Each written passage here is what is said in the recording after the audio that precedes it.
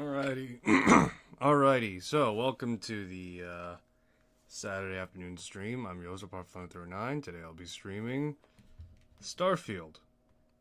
Right, yeah. So, you may be thinking, Apart, why aren't you playing Stalker 2? Well, I am, just not streaming it. Some things is best experienced both by myself and for you to actually go out and get it. So, that being said, I'm just playing Starfield because, shit, why not? I don't see why I shouldn't. Not too long ago, Starfield released an update to, what's this?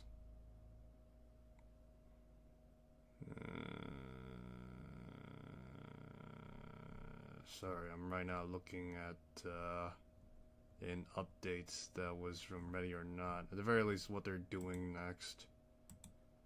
Alright, anyway.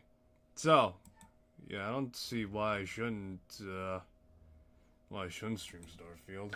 It was either this or the First Descendants, and I wasn't really feeling streaming First Descendant. Not because I don't want to. It's just because I prefer to do something single player and not have to worry about, my build every 5 seconds. Should really get around to playing it again some point. That next to find too. Still, it's a good time for single player games right now. Anyway, so Starfield, the game that is of some repute and disdain from people. And one moment, because I chose the wrong. Give me a sec.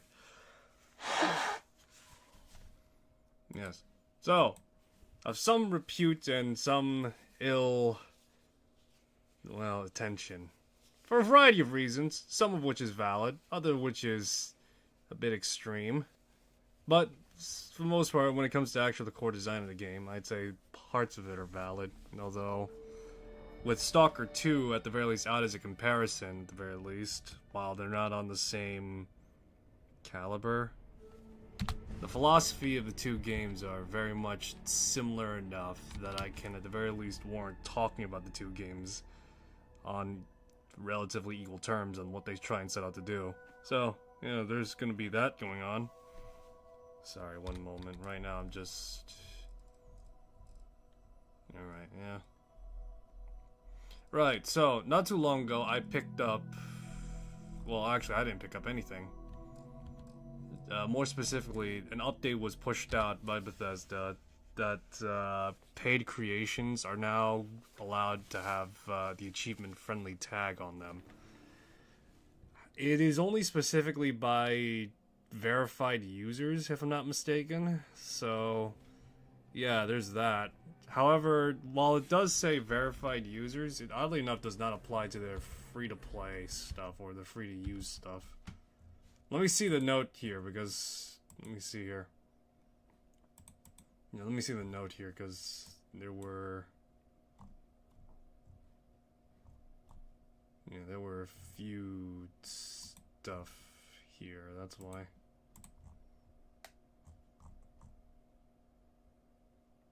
Alright, so... Achievement-friendly creations. This is just coming from the patch notes itself.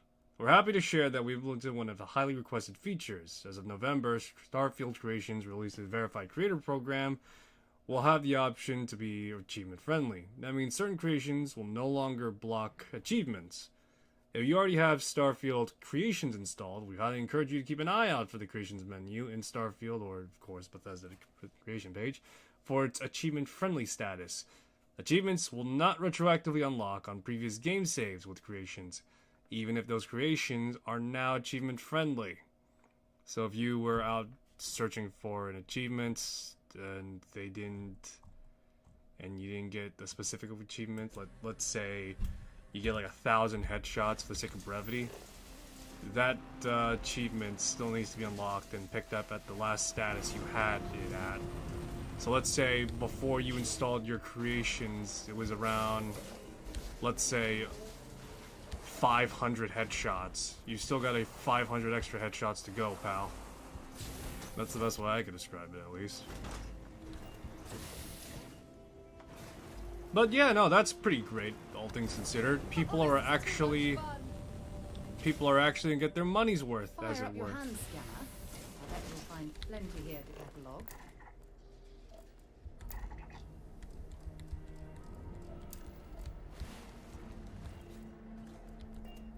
Alright, but yeah, no, overall though. Pretty much any creations that were paid is now considered achievement friendly. So things like quests, weapons, armor, companions, because I know that there's like 3 companions available on the Creation Club that are paid for. They now have the achievement friendly status attached to them, so go hog wild, I guess. Also, doubly adding on to that, Creation Kit has now been given the ability to create face generation, face gen animations effectively. So pretty much, before the Creation Kit was unable to properly create like facial animation. So let's say a smile or a scowl or a glare, you know? They weren't able to do that before, now they are. Alright, now they are. In the sense that you're able to generate it. I think before you had to like pretty much copy paste another. You had to copy and paste like another NPC's facial animation data or something like that. And it would look really awkward when the dialogue isn't synced to it. But now it's a lot more intuitive is a bit of a strong word, but it is now a lot more viable to now have custom facial animations, as it were. So that's nice. 2 new creations were also pushed out by Bethesda. They're both free. You're seeing one of them right now, the Deimos, the Deimos rover. And there was a quest mod, well not a quest mod, a quest creation pushed out in the spirit of Thanksgiving. I'm not sure how long that'll be. It'll probably be very short, but still. We'll take a look at that too. What up? If you're looking for a refuge, you can stay with us. We're safer in numbers, so they say. Refuge from what? Those beasts.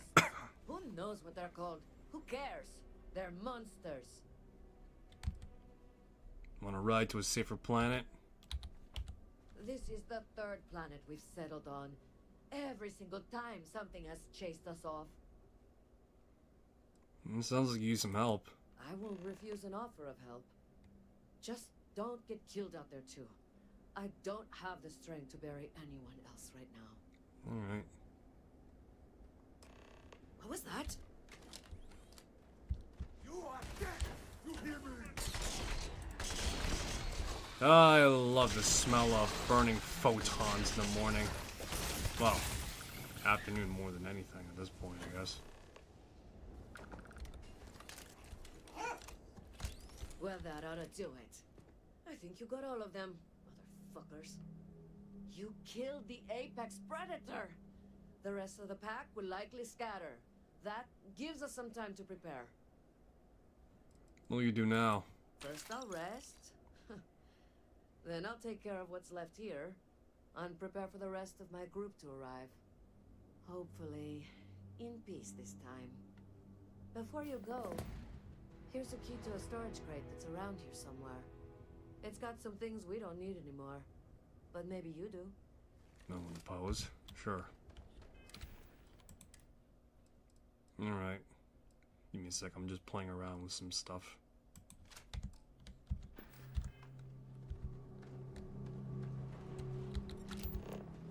Let's see.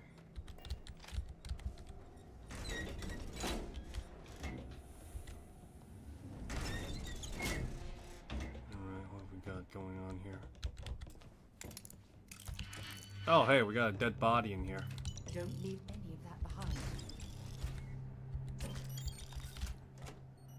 Let's see.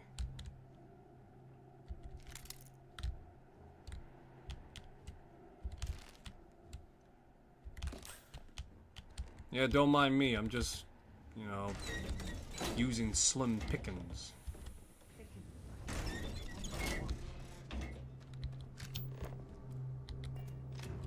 Is that it? No.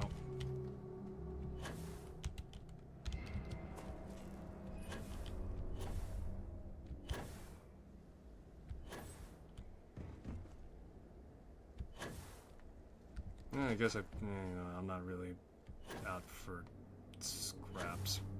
Alright, let's gonna move on.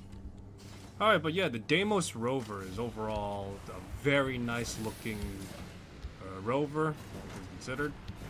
A very nice looking rover. Unlike the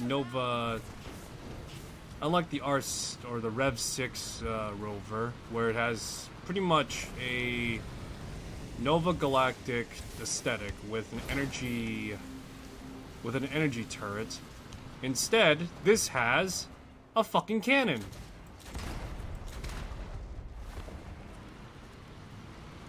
It has a fucking cannon, is what it does.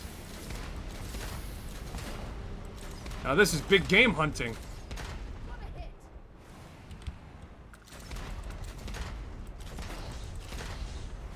Alright, but yeah, so the Deimos rover is pretty much a mobile tank. There's also, there is, besides the weapon difference, an actual statistical difference apparently. The Rev 6 had 20% protection from all sources of damage, at the very least physical damage and energy. Whilst Deimos has a 60% chance, or has a 60% resistance to damage. So with that in mind, yeah, it's pretty cool, I guess. Oh, look at this world. It's beautiful. Just beautiful. Yes, yes, my Dune, my Arrakis. My desert, my Dune, my Arrakis. All of that jazz. Alright, let's get on board. For you. Yeah. This is still the same playthrough I used for Shattered Space, as well as the same one I used for streaming my, for lack of a better word, Descent playthrough, in which we're just pretty much examining my character's mental state and well-being. How insane is he? The answer is very much insane.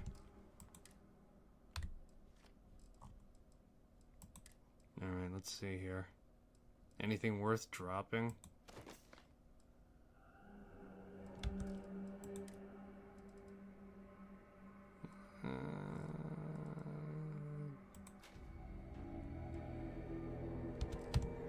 Alrighty. Alright, so let's check out this new quest. I'm not expecting really anything much. For all intents and purposes, it's probably a fetch quest. A series of fetch quests that leads to me becoming a culinary connoisseur. And while I'm at it as well, may as well do some bounty hunting work too, so what am I to oppose? Red apogee, surrounded by stars and the vastness of space. Indeed and in thought.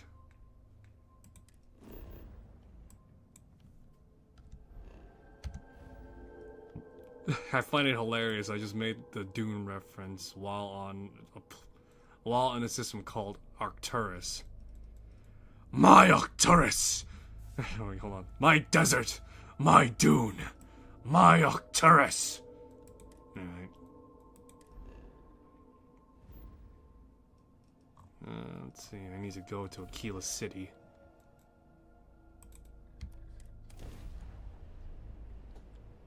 So, with Stalker 2 out, there's a lot of things I like about it. However, there's a few things I also like to point out about it. May as well talk about it now, actually. I picked up something you might be interested in. I'm listening. Anything interesting? I should start charging for my services. Oh, Talk gee. to you later. Thanks for an ornamental.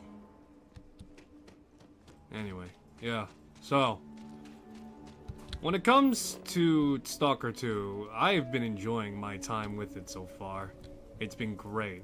A few technical hiccups here and there, most of which have to do with loading, as well as due to apparently being issues with A-Life.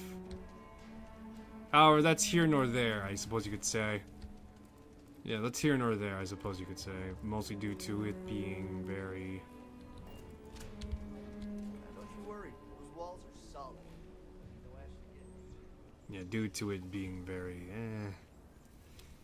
I'm trying to think specifically. In terms of design, I like it.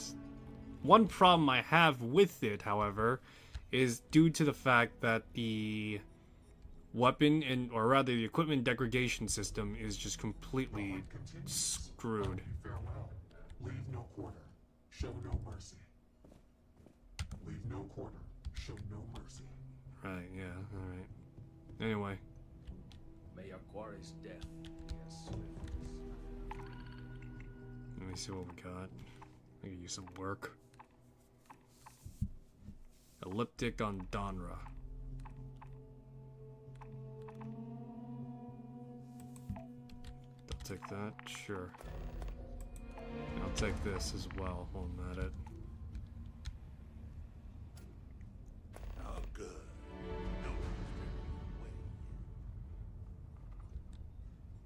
Alright, but yeah, when it comes to the equipment's degrading quickly, it's a little absurd with how fast that they degrade, especially after you modify them to, at the very least, be more resistant to wear and tear. I don't mind weapon degradation. I played Fallout 3 for fuck's sakes, and that game had probably even quicker weapon degradation. The problem is that when you come to... Yeah, when you go to Fallout 3 and, you know, have to deal with weapons, you usually have enough materials to usually... Exactly massed, but as seats of government go, it's still quite an impressive structure. But yeah, when it comes to, like, repairing and maintaining weapons and the like, they don't really, you know, burn a hole. You always have, like, a good amount of material left to actually repair with. So usually you'd still be able to, at least sustainably, yes, you'd still be able to sustainably, you know, fight without worrying about your gun jamming and having to be, you know, repaired every now and then. Usually there's a certain threshold before it reaches that point, which is, if I'm not mistaken, somewhere between like 70 to 75. In Stalker 2, weapon degradation is much more faster, and along with that, they don't really... I'm trying to think. Yeah, in Stalker 2, repairing weapons are only specified by technicians around the various camps and settlements you come across. But yeah, no, that's the only... Yeah, that's the only way you can repair weapons, whilst in any other game, at the very least besides, like, Legend of Zelda, let's say. That's sure sometimes spotted by the farms. Yeah, besides, let's say, the Legend of Zelda, you're still pretty much able to top off pretty easily and regularly. I'll give you an even bigger example, right? Give me a sec. I'll give you an even bigger example. In a firefight in the original Stalker games, at most it takes off like 1 to 2% of your 1 to 2% of your durability, let's say, right? That's my estimation. However, with Stalker 2, that degradation goes down by like 3 to 4%, I'd say. And so as a result, it becomes a pendulum of trying to maintain it above, let's say, because Stalker 2's weapon degradation is by a 4-score system where it goes from, like, let's say 125, 175, 50s, 25, right? Trying to keep it above 75. Yeah, trying to keep it above 75 is just a hassle, especially when certain weapons cost about... I'm trying to think off the top of my head, but from what I remember, because this is something I actually have to deal with, you would have to deal with like 4,000 coupons worth of repairs for just that segment. And, you know, that isn't terrible. That's fine. The problem is, now, with that in mind, the fact that the technician is not only the only person that can repair it, but along with that, trying to get the amount of capital to sustain that is a pain in the ass. In which the obvious solution is to, you know, go out and find combat encounters, right? Take on, you know, bandits, you know, mercenaries, anything hostile with a gun. There's likely a chance there's going to be, like, a firearm still usable to sell, right? And traders don't buy any, like, red tier... They don't buy, like, red tier weapons because of how bad in battle condition they are, right? So you're looking for specifically yellow tier. The yellow tiers only go for, without the retail price, they usually go for 2,000 to 1,000 to low ball 200 because, you know, PMs are worth that much. And so with that in mind, you're pretty much carrying upwards to about 70 odd pounds running across the zone, carrying all these weapons, praying to God you don't come across a bloodsucker at least. That's a bloodsucker, a controller, a fucking pseudo-giant, you know? All these mutants. You're praying to God you don't encounter them because they can spawn across the world, and you're further taking more degradation, and your weapons are further degrading. You see the cycle here and how problematic in theory it is? In practice, it kinda is more of an annoyance, but still. That's probably one problem I have with Stalker. You know, with Stalker 2 specifically. I wish there was a way to, like, sustainably maintain my guns out in the field. Let's say I want to maintain my guns up to a 90%, and, you know, the technicians, the nearest technician is, like, let's say 2 kilometers out. All I have on me is, like, a repair kit that could bring it up to maybe 10 to 20%. I would take that, to be honest. I kind of wish there was, like, a mobile way of repairing my weapons instead of relying just technicians, but at the same time, maybe that's the point. But if that's the point, I wish my guns didn't break down so quickly, as well as my armor, you know? I know I'm supposed to be facing off against mutants, bandits, deadly anomalies, but, you know, it's kind of hard to do so when I'm, you know, have to constantly worry about, hey, does this guy have a good gun? Can I carry this gun? And will I sustain if I, you know, bring this over to the nearest guy, hope he buys it, and I get enough rubles to maintain my weapons? Even if I were to do quests, the problem with that as well is that the quests, they aren't bad. They're meant to, when it comes to, like, the generic A-Life quests, you know, the type where it's like, I got this job for you, Stalker. I need you to do this, this, and take out that person here. Mind doing that for me? I'll pay you this many coupons. You know, I don't mind doing things like that. The problem is that there's a cooldown between some of them. Or there's a cooldown until you get the next quest. In which I kind of wish it was a bit shorter, and as well as the ability to at the very least take on maybe 2 jobs instead of just 1. That way we can maximize profits, you know, I'm just saying. On top of me, you know, doing the quest and, you know, selling people shit, there's not many ways I can make coupons. It's not like I can go out there, find rubles on some guy and, you know, say, ooh, I got this. I'm just gonna take this and give it to Sidorovich or, you know, whoever's the trader nearby. You know? It's kind of like that, I'd say.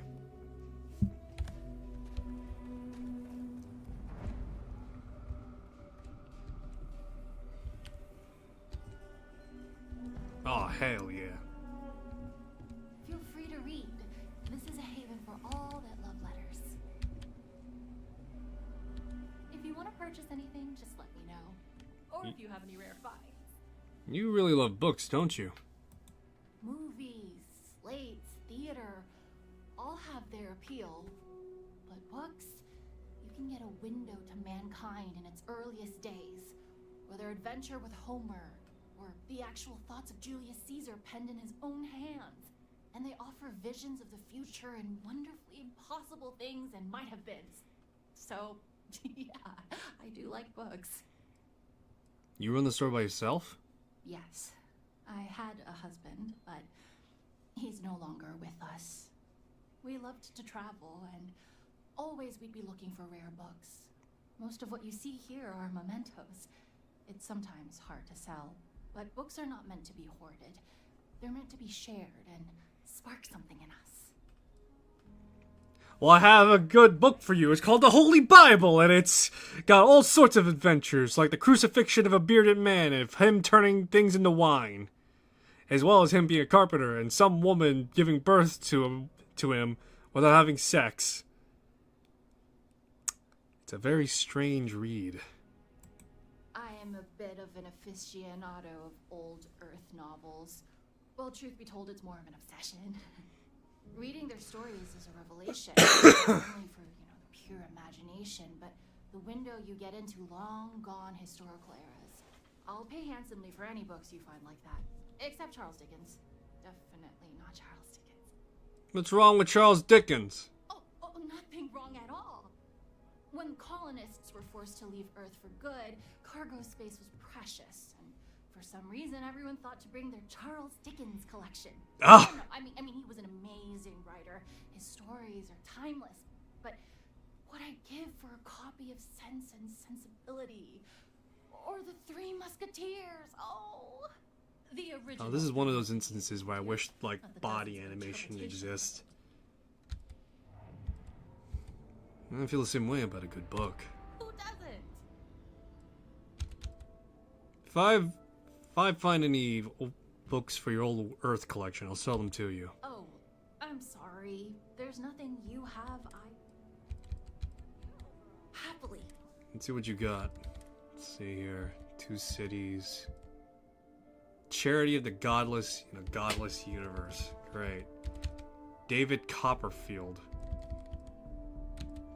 My Life, Chunk by Chunk. Oliver Twist. Red Rover, Come Over.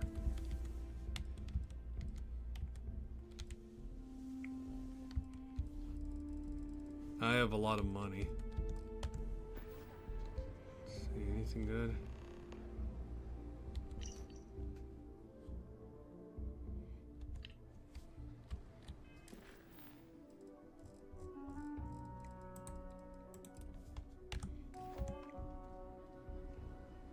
What's this? Oh. Near Perfect Recipes signed by Chef Osina Barbaro. Laughter is the brightest prize where food is best. Old Irish proverb. How do I get my start? From a history book, believe it or not, the name Barbaro is French for barbarel, a carp-like fish, and those who wore the name Barbaro on their jacket were fishermen. But, unlike my ancestors, I prefer my fish on dry land, cooking over a searing hot skillet, and so I decided to trade my pole for a pan, and my nets for a knife. I've since spent a lifetime chasing the perfect recipe. In this book, you will find the fruits of that endeavor. Variety of lemon.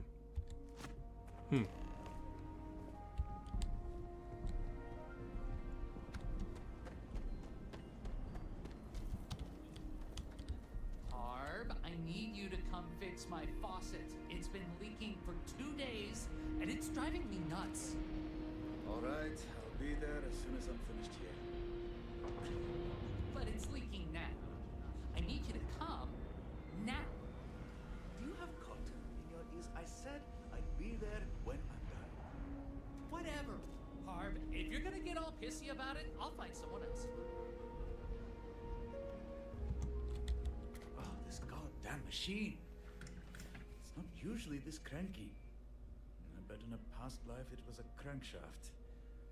Or worse, a screw.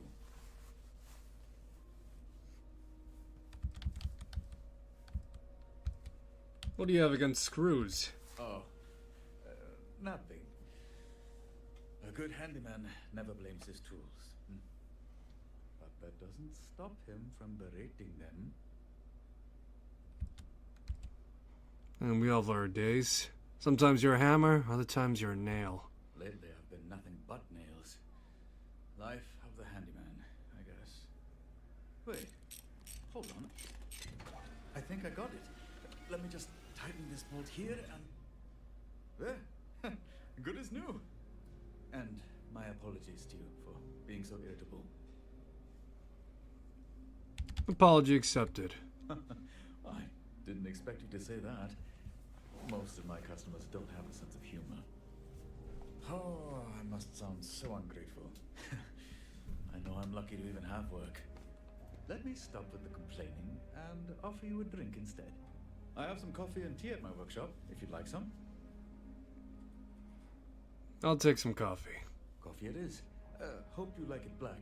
I don't have any cream or sugar. That's fine. Come, this way.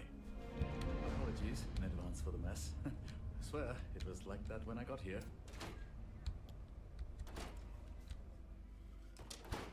Welcome to my humble abode. Emphasis on the humble. I don't have a bed, but I do have a kettle. Baby steps. Anyway, one coffee coming right up. We should have a talk when you have the time, of course. Here you are. Courtesy of House Harbajan. It's the least I can do for being so cranky. I didn't even notice. That's a relief. I have a temper, and sometimes it's hard to know if I'm losing it with my customers. Oh, it's not that I don't enjoy being a handyman, it's just... I've been thinking about my life a lot lately, and whether I've made the right decisions. What if I went right instead of left, that sort of thing. Where would I be now? Sometimes you get the benefit of doing both. Oh, so you're a time traveler. I hope you're the kind that gets to take your clothes. Anyway, I appreciate you coming here and listening to me vent. If you've Believe got me, take it questions from for me. I I'll got do both my best to sides answer them. working for me. Found something that might belong to you, though. Oh, that. I forgot I left it there.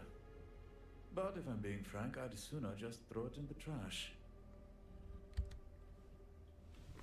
Harsh reaction given how kind the inscription is to you. That's because you don't know the subtext. Ocean wrote that inscription as if she were my friend. In reality, we were more like rivals. You might read what she wrote and think it a kindness, but to me, it's petty. So I left it behind. But, like a bad habit, it keeps coming back to me.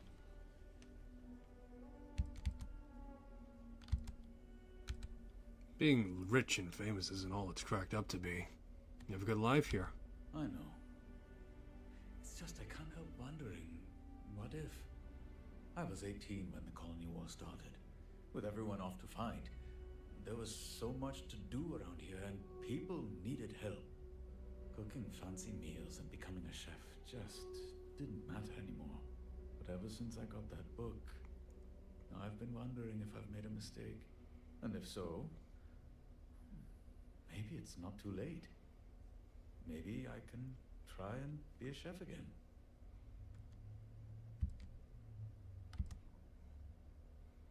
Could try it out. Cook something for your friends. That's a great idea, as long as they can be honest. Okay, I've made up my mind. I need to gather some friends and cook a meal. A vindaloo. If it's good and my skills haven't eroded, I'm going to pursue this. But to pull this off, I'm going to need some help. With the ingredients and the guests. I'd be willing to help. Thank you. We'll need 3 things. Vinegar and spices for the vindaloo, drinks, and meat. And as it happens, I know 3 people who can help us. They just happen to be customers of mine. Where should we get the meat? The meat should be fresh, and I don't necessarily trust the vendors. I think we should bring in a hunter. Try talking to Shonda Harbison. You'll usually find her at the hitching post. She's kind of a living legend around these parts. They call her Granny Oakley for a reason. Vinegar and spices? I can talk to the kings of the produce and spices. They're on the farms here. The vinegar has to be special ordered. I talked to Javier Mejia. He's the trader who sells a lot of off-world items to the local farmers. Palm vinegar being one of them. And Vindaloo has to have vinegar. It's in the name. And what about drinks? Typically, wine doesn't pair well with curry, but if we keep the spice subtle, I think it can work. Red wine is probably what we need. Back on Sol, they used to make it with that, before switching to vinegar. Talk to Anandita Devi. She's a food critic and grew up on Indian food, so she'll make for the perfect guest. She's usually over at the Stonewood Inn. My customers are not friends. Friends can try to spare your feelings. Customers tell you exactly what's on their mind. Sometimes with expletives. Was becoming a chef your dream? It's hard to explain. Being a chef was a dream of mine, yes. But it was also a dream from 20 years ago. So much has changed since then. I'm not sure if it's regret, envy, or nostalgia that drives me now. But ever since I read that inscription, it's awoken something inside me. Maybe I simply want to answer that age-old question, what if? What if I had trained to be a chef like Ocean? Where would I be now? Goodbye. Alrighty. Alright, well, work cut out for me. Well, I was right on the money at the very least. Pretty much a big fat fetch quest. But still, it was free. And we'll see. We'll see where it leads at least. We're so close to getting fired, but I need the credits. Let's see here. Well, what can you do? I have something I need to discuss with you. What? Something you need? I have an important personal decision to make, but I need to discuss something with you first. I'm sorry. We'll go. We'll go. If it will help you decide, I'm here to listen. Phew, thank you. So, where to start? Before I was with the Navigator Corps, I was career military, part of the United Colonies Navy. When the colony war broke out, I was posted as the chief navigator on a warship, the Dauntless. You must have seen a lot of combat. Plenty. And that's what's weighing on my mind. There was a particularly bloody battle. We were fighting over a world in the Eta Cassiopeia system. Worst fighting I'd ever seen. We lost 12 ships that day. 12. Including my own. Hundreds of lives must have been lost. I'm well aware how many lives were lost. Now let me finish. The ship was barely intact. The captain and first mate died the previous day, which put me in command. A shrewd captain would have called for the crew to abandon ship, but I was so angry. I wanted to stay. I needed to fight. Trust me, from one captain to another, you made the right choice. Well, thank you. I really appreciate that. Unfortunately, it doesn't make what I'm about to tell you any easier. We fought for hours, but the damage was fatal. I gave the order to abandon ship and the crew piled into the escape shuttle. As it was launched, I could see it was damaged. I heard screams before the radio cut. And last thing I saw, we were spiraling helplessly towards the planet's surface. There was nothing I could do. The Dauntless was too far gone to save your crew? The ship barely had enough power for comms and life support. All I could do was watch them die. I'm sorry you had to go through that. You're sorry. For me? If I hadn't been so stubborn, so eager to prove that I could handle command, I crew would have had more time to escape.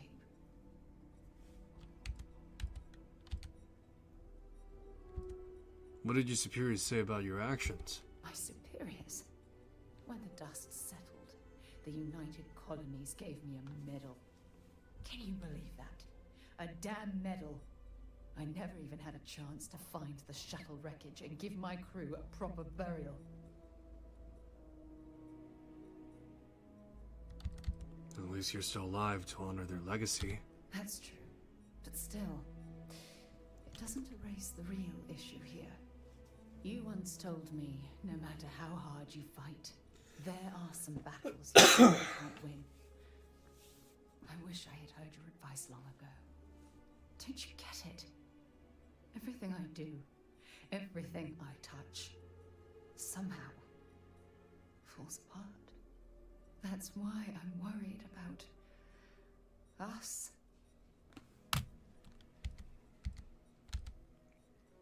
Worried about us? Look, it's clear the two of us are becoming more than partners. We're becoming close friends. Well, yeah. Even though I've pushed people away in the past, I feel different when I'm around you. I feel safer, comfortable, not afraid to admit who I am. I'm terrified I'm going to screw that up. Can't get rid of me that easily. All this nonsense and you still have faith, eh? You really care about me, don't you? We're partners. I'll always have your back. And I'll have yours. All right, partner. I suppose it's time we get back to work. Thank you for being there, for listening to me when I needed it the most. I'll never forget this. I promise. Right. Are you my blind date? Well, if you are, you are terribly late. I don't think this bodes well for the rest of our relationship. In fact, judging by your attire, you'll be lucky to survive the next 5 minutes.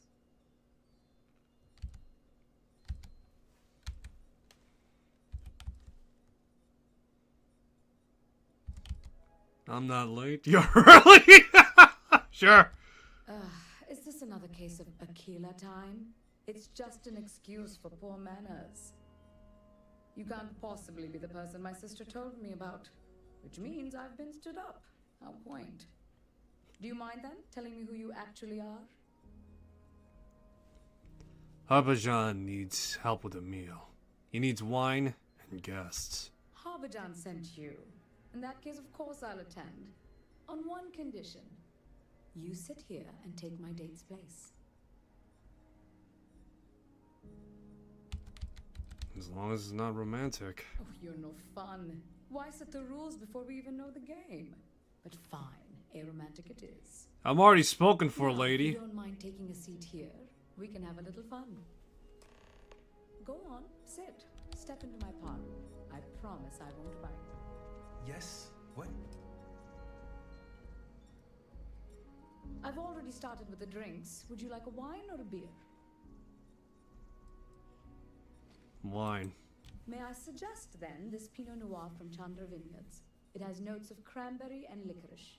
Goes well with the dust. Now, tell me about yourself. Are you from around here or just visiting?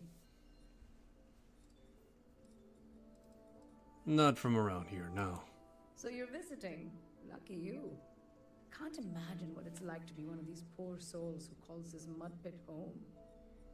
That aside, you can live just about anywhere these days. It's more important to have the income to move about. What about a job? What do you do for a living?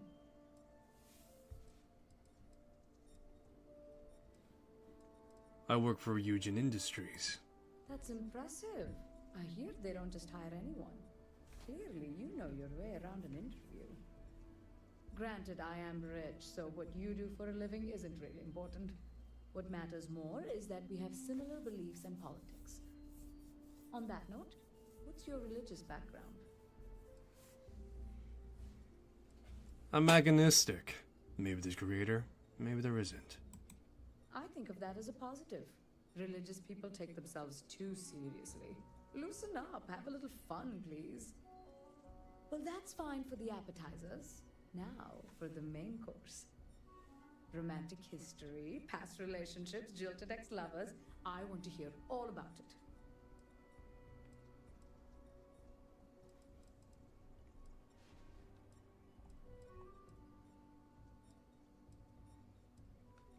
You first. Anything interesting about your past relationships? None of them could really keep up with me, I'm afraid. When I travel the galaxy, I don't slow down for anyone.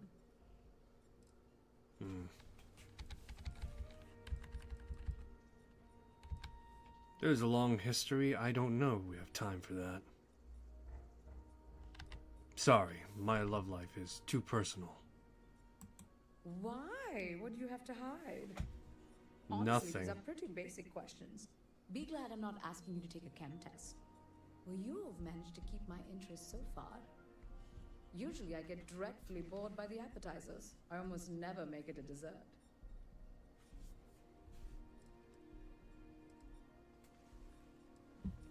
I'm enjoying myself too. Careful, you said this wouldn't be romantic, right? Oh, this isn't a lance. This is an exchange of words? My apologies. And if I can be real with you for a second, I really appreciate you doing this for me. I know this wasn't an actual date, but being stood up is an absolutely miserable experience. Meeting you made it tolerable.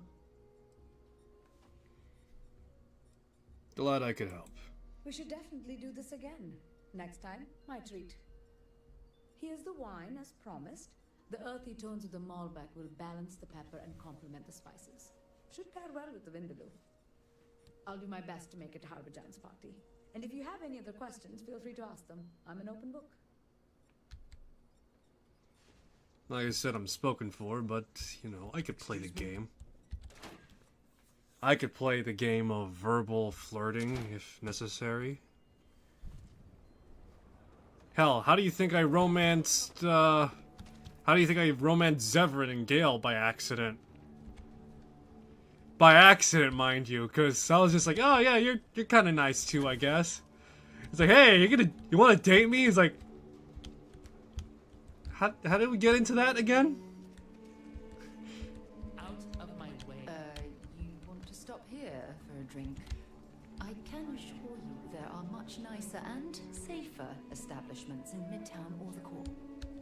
I like being stabbed. I just want to live. What do you want? Can't you go bother somebody else? Don't go believing everything you hear about me, Nash. Most of it, sure, but maybe not. No, I want to bother you and you alone. Lucky me. Look, I'm here on business. I don't have time to be dealing with strangers, so if there's a point, you should get to it. Thank you for that. Well, you Abidjan Vias wants to get him some palm vinegar for Vindaloo. Well, I haven't made a run to Paradiso in weeks, so I've only got one bottle left. But if it's for Harb, maybe I'll make an exception. How about this? I'll give you the vinegar and whatever spices you need. But you gotta do a favor for me. I'm listening. Cool. Job isn't hard, but it'll take some finesse. So, a couple nights ago, security confiscated my goods. They accused me of smuggling contraband. Before they brought me in, though, I stashed something important in the porta potty behind Aggie's. Only problem is, I left the key to the box in the cell. I have to ask, what's in the stash? It's nothing illegal, I promise. Just get the key and bring it back here. Why can't you get the key yourself? The guard and I have history. I used to run with a rough crowd. Was what you might call a delinquent. I'm a different man now, but security, they don't ever let you forget who you were. Which cell were you in? It was one of the cells upstairs. Key should be on the table. I can get the key for you. Cool. The guards usually leave empty cells open, so just walk in, grab it, and bring it back to me.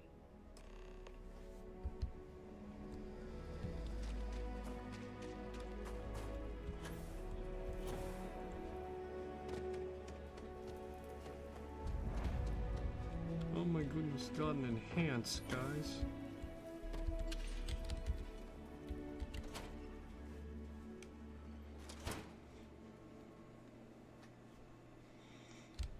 Drunk and disorderly is our #1 offense.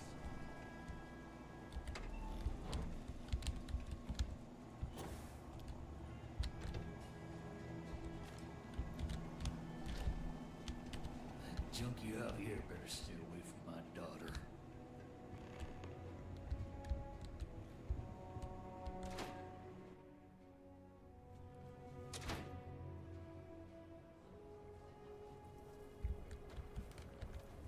I'm curious, what is the outcome for me poking around his stash real quick?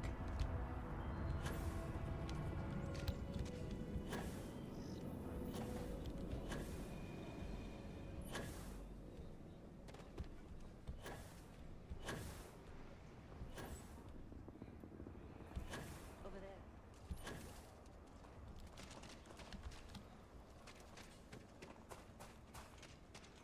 Second chances don't come easy. It's a lot of work, sometimes a lot of help, too.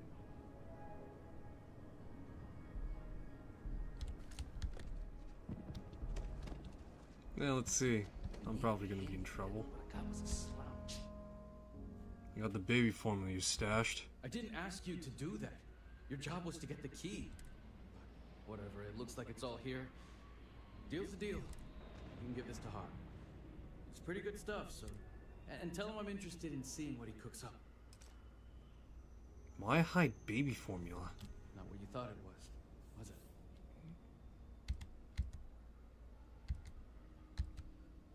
I had an inkling it was something like that.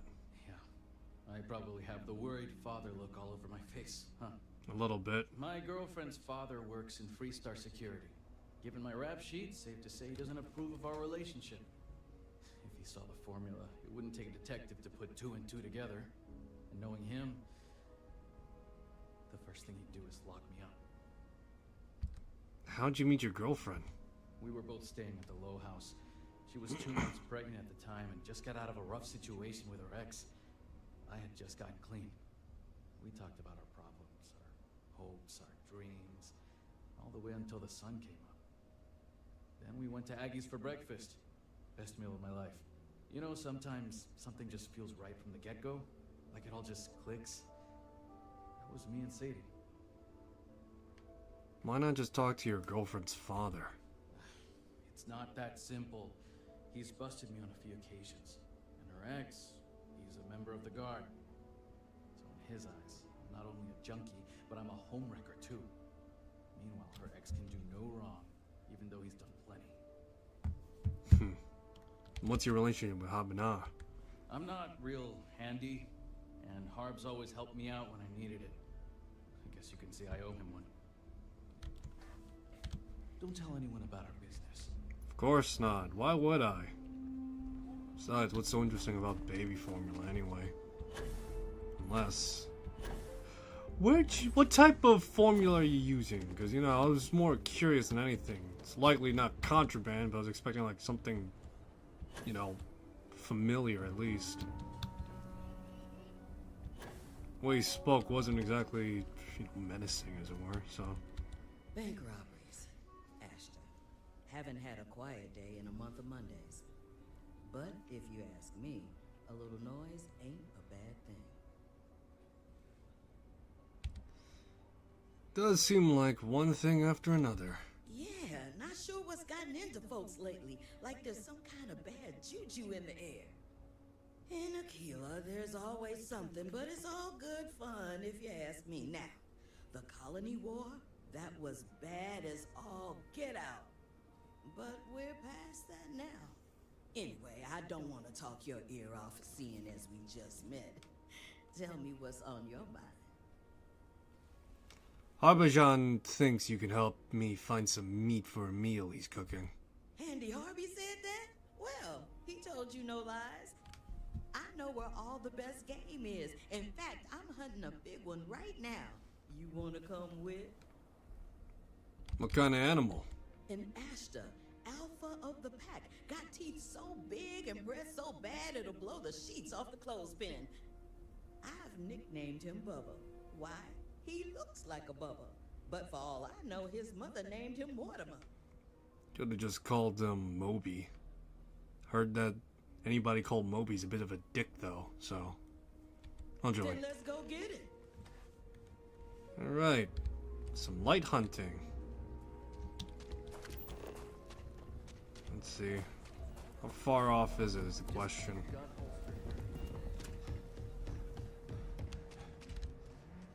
What the fuck? Is this right? Is it? Is it in my ship? Oh, sweet Jesus. No, hold on. Where the hell am I going, huh?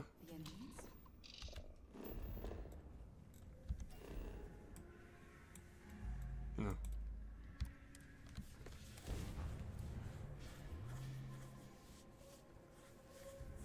All that work just to find some frickin'... Oh yeah, let's go to the ass end of the fucking... Let's go to the ass end of the planet.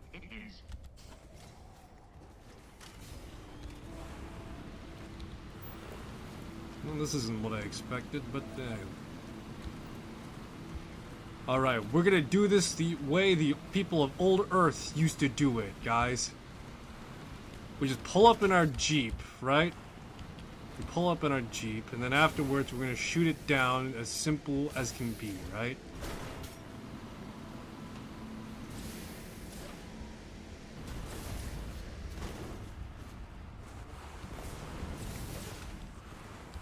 Surprise! And that is the way people of old Earth did it.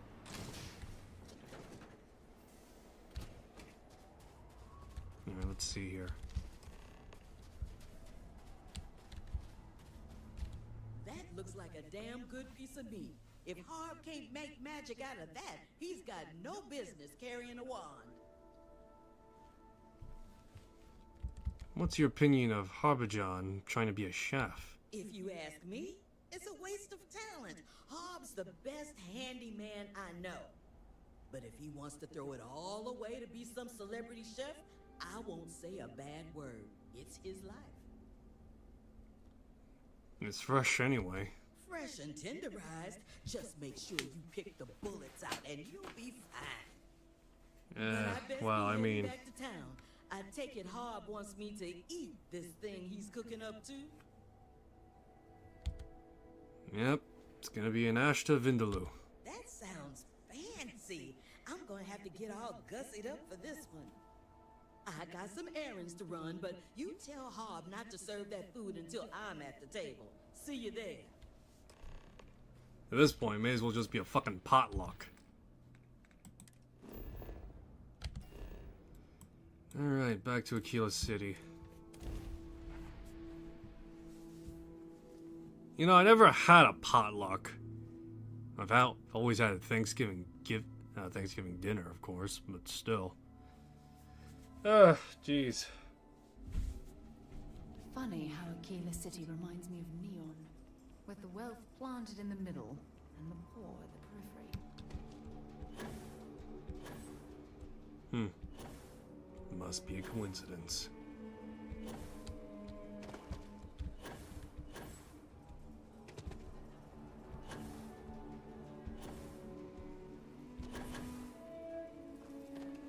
Alrighty.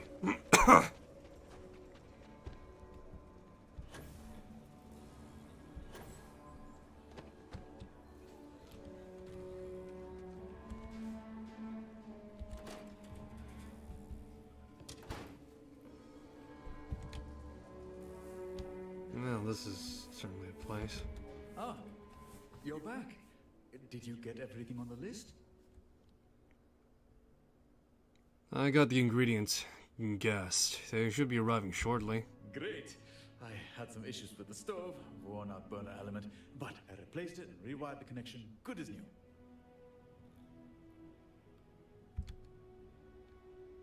Well, it's pretty impressive to be able to fix things on the fly like that. Well, I've always had the talent to be a handyman. Fixing stuff just comes easy to me. I spent so much time on the stove, I didn't have time to clean. Do you think you can help me while I cook? Say no more. I was built for this. You're a lifesaver. There's some boxes and wrappers scattered along the floor, and some mud that I might have tracked into the restroom. But it's not much, I promise. Now, let's see.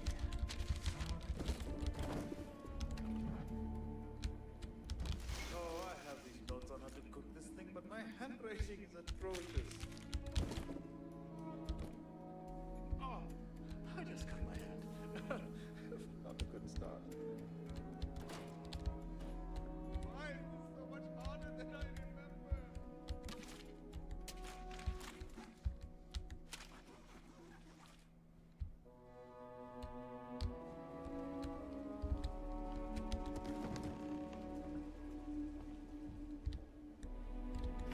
The place is looking amazing.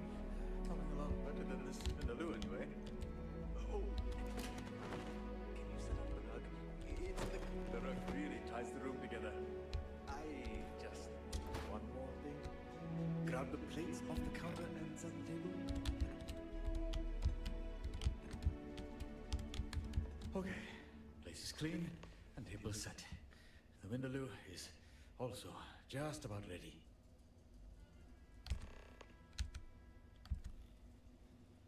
We should sample the food first. That was the plan originally, but honestly, there's no time. The guests should be coming any second now. My heart feels like a clump of sheets in a washing machine. Oh, and if you want to sneak a taste of the Vindaloo, I'll leave a sample on the counter. Did I hear someone say Vindaloo? It'll be good to hear what all the fuss is about. Smells good, anyway. Friends, have a seat. My home is your home. Tonight, we will be having Ashta Vindaloo, paired with a Malbec wine, which Anandita has so graciously brought. I'm plating it now, and I will serve it shortly. Well, I'm holding you to my Nani's standard, so you better not disappoint. But if you do, I brought a second bottle, just in case. Have a little faith in Harvey. He's a talented man. You built that from scratch? Wow, I'm impressed. My standards are high and my expectations low. Well, I appreciate the honesty. I'm just ready to eat. Haven't had a bite all day. Of course. I was just about to say, if everyone can be seated, the dish should be ready to serve. Even though I prepared it, since all of us contributed to this meal, in my mind, we cooked it all together. Oh, I'm gonna have fun eating Bubba. I've been hunting that animal for years. The ingredients I got are pretty high-end stuff, too. And the wine, of course, is flawless. Well, before you eat, I just want to thank all of you for coming and sharing in this adventure.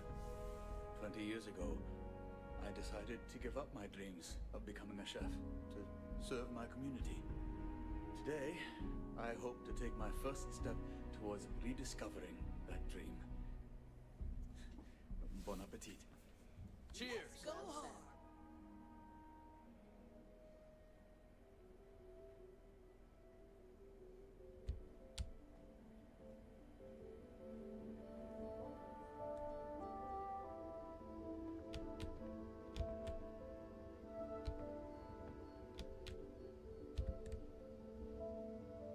So, how is it? Please, be as frank and honest as possible.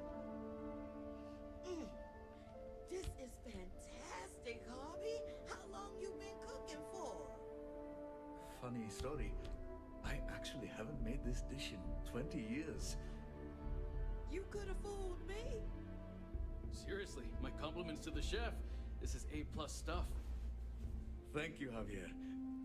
Anandita, what do you think? Do you want my honest opinion? Yes. Be as brutal as the Ashta itself. I want to know. Well, it's not as good as my Nani's, but it's pretty darn close. You should be proud. Really? That's amazing. Considering you hadn't touched a cookpot in 2 decades, it's an impressive feat. This dinner surpassed my wildest expectations. Here I was, worried my skills had eroded, but it's actually quite the opposite. Yeah. Just don't do something foolish and quit your job over this. I actually am considering it. If I want to be a true professional, I need to invest the time this deserves. Also, I just want to add that I wouldn't have made it this far without your support. Thanks to you, I've found my dream again. And it was right under my nose. But no matter how this ends, I am grateful for your part in it. I am honored to call you a friend. Oh boy. Eesh. Thank you again for all that you've done. Oh boy. I'm considering the ethics of this right now.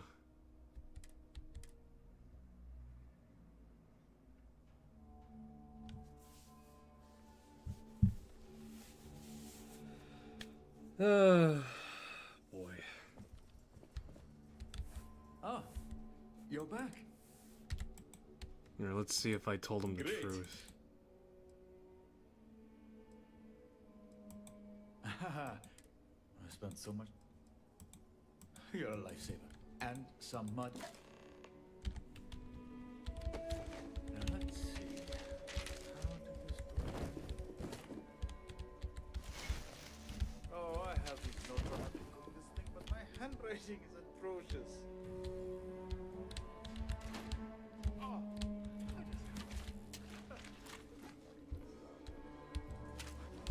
Yeesh, almight. why is this so much harder than I remember?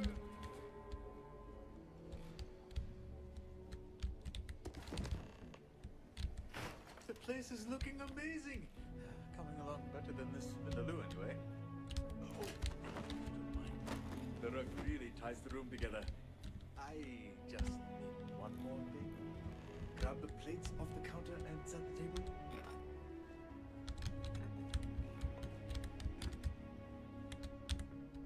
Okay. That was the plan. The guests. Oh, and if you...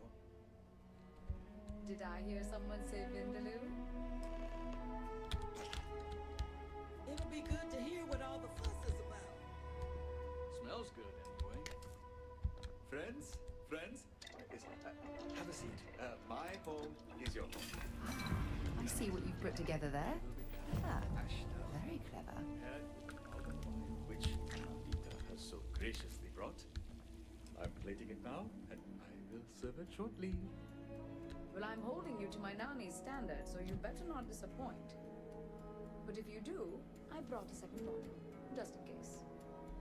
Have a little faith in Harvey. He's a talented man. I grew up on Vindaloo, and Harb hasn't touched a cookpot in years.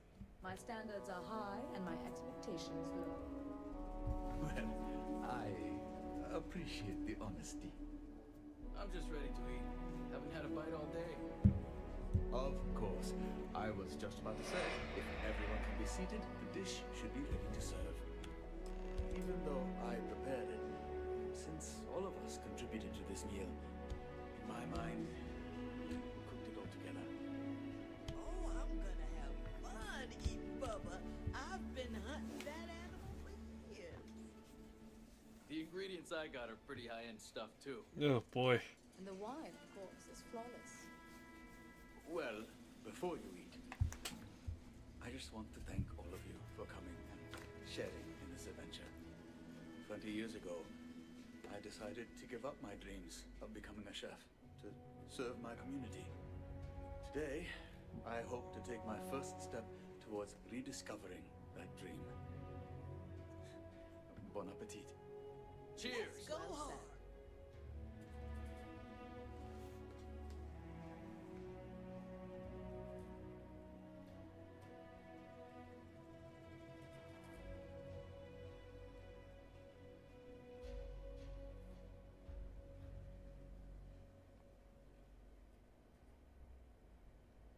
So, how is it?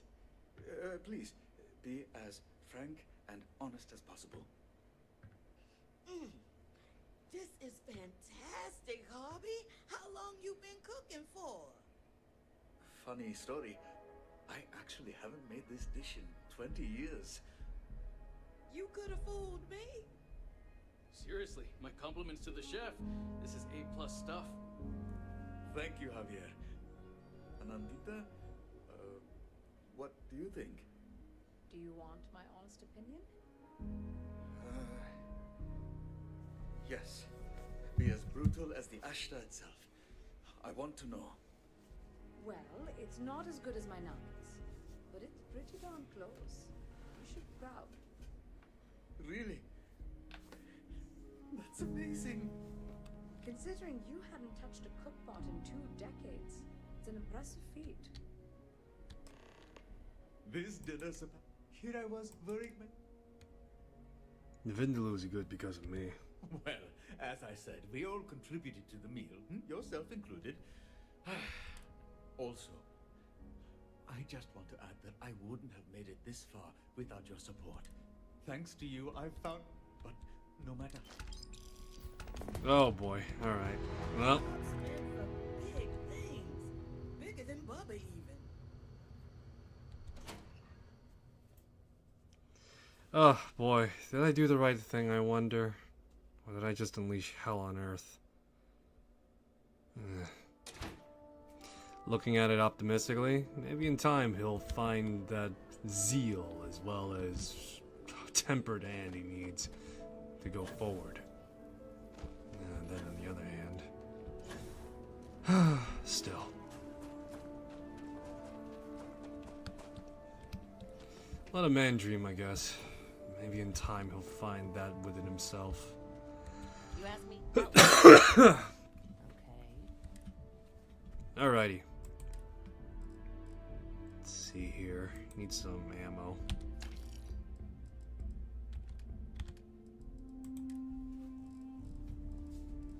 I got like a lot of stuff, man. You know how much crap I got in my back pocket? Alright, but yeah, you know how much crap I got in my back pocket alone? What time is it right now? We're making decent enough time, I suppose.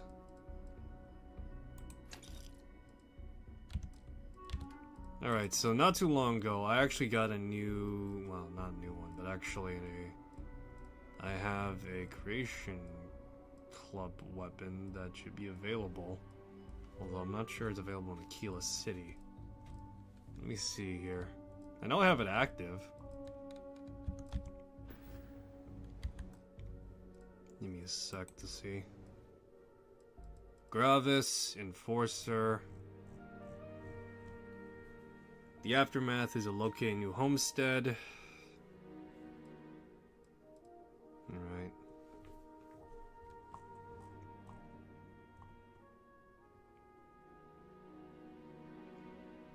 Gagarian planet.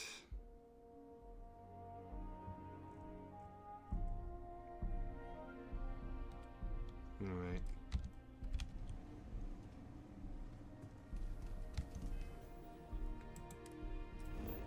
Something about a Gagarian planet. Where the hell's that?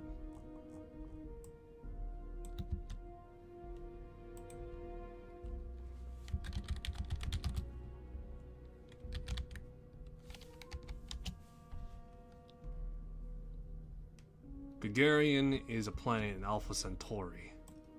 Alright, may as well.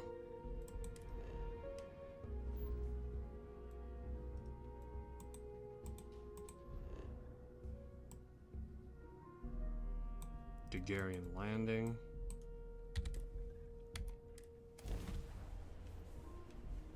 Alrighty. Captain? This is UC Security. Prepare to be scanned for contraband. I have nothing of the sort, I promise you. All I have is sentimentals, firearms, and a bunch of people with very itchy trigger fingers.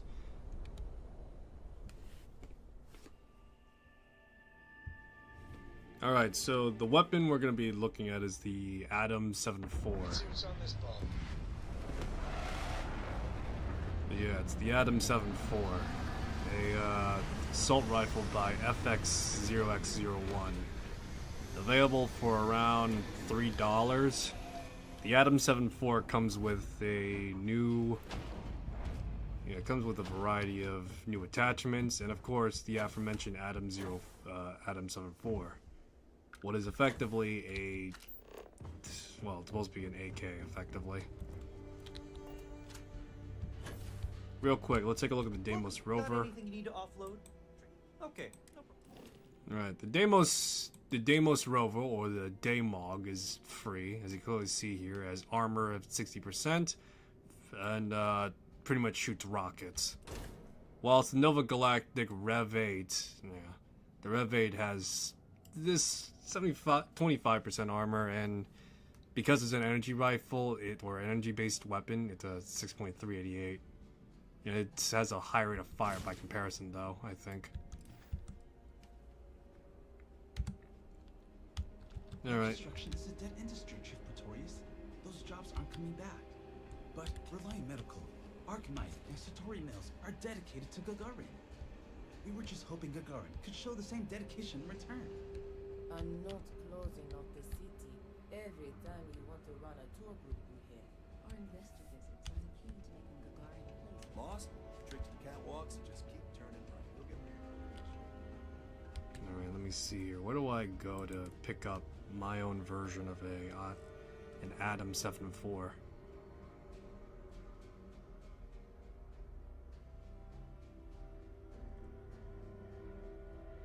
So, found on Gagarin, a weapon vendor named Dusty. Oh, okay. Mark II will be available from a weapon vendor on the Polvo planet. Now we're here on Gagarin. Let's see what's this about Dusty. Who's the local firearms seller? Because I'm a local entrepreneur that is very much interested in firearms to one degree or another. Yuri Gagarin, one of the first to take the leap into space. Without him, we might not be standing here right now. Yes, I'm sure. The loudest voices that get the most attention. I doubt most Gagarianites. The law office. Interesting the fact that they name a planet after a Russian. Then again, he was still a cosmonaut. Yeah, he's still a cosmonaut by definition. Yeah, let's see here. Welcome to Clint's. Except mech parts. Don't trade those anymore, so don't waste your time asking. Nice to meet you, Clint. Just looking around if you don't mind. If you need anything, just follow the sound of falling inventory. You'll find me eventually. Plenty on offer. Alright, let's see here. There we go. Dusty. Titanium build with a hand loading. Alright. Modified advanced. I wanna get the stock version because anything unique is likely not gonna hold up. But still, may as well. Get Dusty and get myself a modified version of the Adam 7.4. Or a stock version of the Adam 7.4. Alright, Adam 7.4, chambering 7.62, much like the old world assault rifle, which is effectively an AKM. Or whatever other AK version. If I were to take a look at this off the bat, it's probably loosely based off a AK-103. Or whichever one of the modern AK weapons that utilizes 7.62.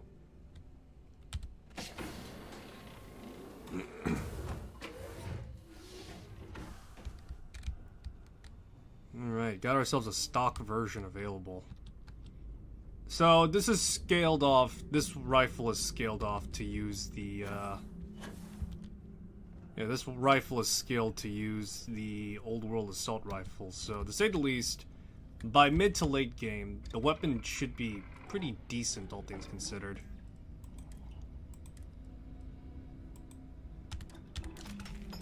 from what I can tell, at the very least, it seems to be using a few AK parts from all over the place. I'm trying to think like specifics as to like which one it uses, because a lot of these are, for lack of a better word, modern. They're modern attachments, but yeah. Gonna go with the full grip, muzzle compensator, or a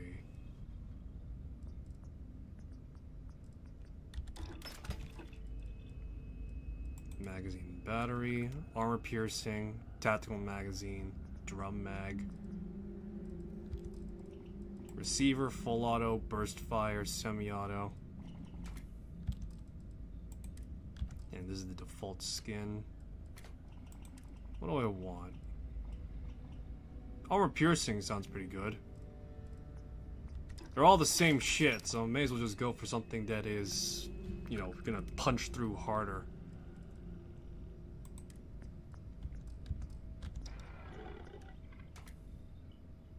Alrighty.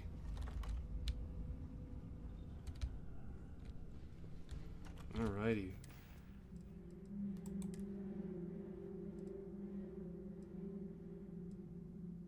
Man, the texture work actually looks pretty drab compared to all the other rifles. Even the old World Assault rifle, I'd probably say it's the same thing. Anyway. Let's see here. So, if I'm not mistaken, this is an this is a AK-103 base receiver, most likely, with a few attachments that are outside. The magazine itself should be the same for the AK-103. Let me see. Yeah, it should be the same on par with an AK-103. However, the barrel of it is much different. Let me see. What specifically is it using? Because it seems like it has a...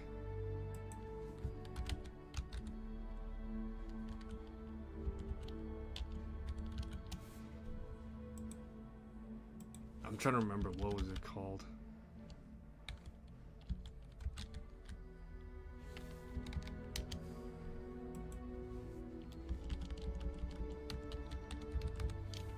Viats. I think it's a Viats at least. It looks like it has a... It looks like it's using a Viats long rail. However, I'm really trying to remember specifically what this long barrel is, like, off the top of my head.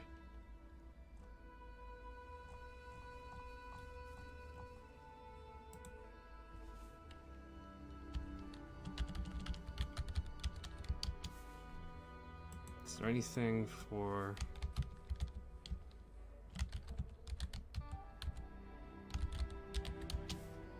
I'm really trying to find specifics because I know that thing exists. I think it's a shotgun barrel, actually. Let me double check. Let me see here. Saiga barrels. Yeah, no, I think that's a Saiga. That's a Saiga barrel or something like that. Oh, I think I found it.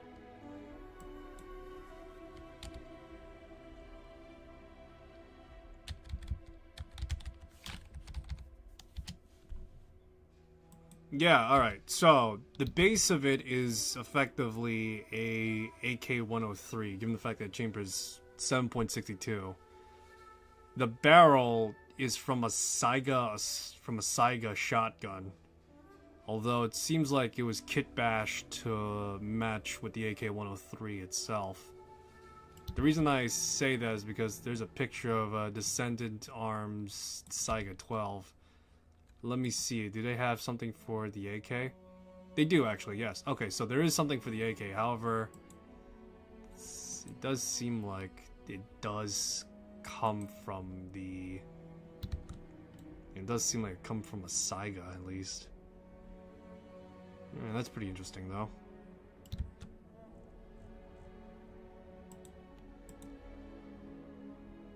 Yeah, so, yeah. This barrel seems to be synonymous with Dissident Arms. However, I can't say 100% for certain. A lot of the reference images I'm seeing are from Dissident Arms. I can't say they're the ones that manufacture this type of thing. But still, it does seem to fit where it came from, at least. So, yeah. That's an interesting piece of thing. The scope, I'm really trying to remember the scope's name. I think it was like Hollow Sun or something like that.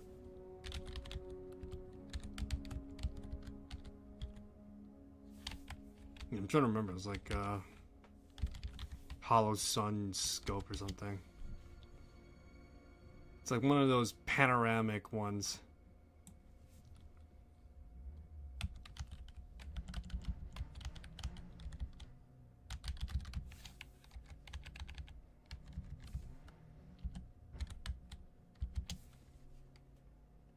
Alright, but yeah.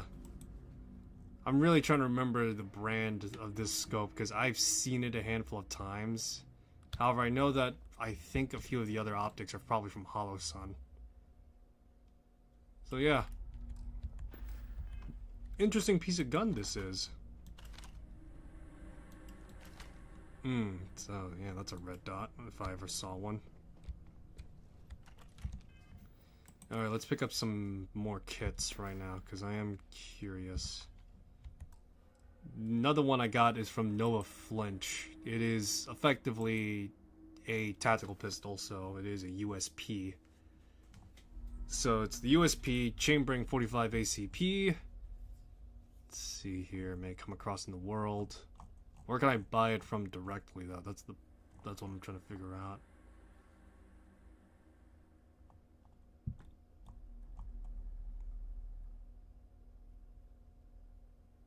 Internal attachment system, increasing material cost and perk requirement that greatly increases damage output. Terra Tactical and Distributors is what they're calling it. It's a level list. New Homestead. Evaluation sample number 17. First Strike and Memento Terra. Located on the Siren of the Stars. Then the UC Syscom operator.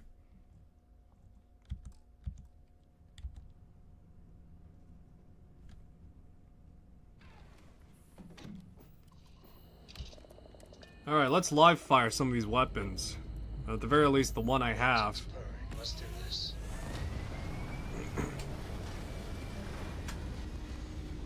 So, I've been playing Stalker 2 a lot on my off time. I may not be streaming it, but I do play it a lot.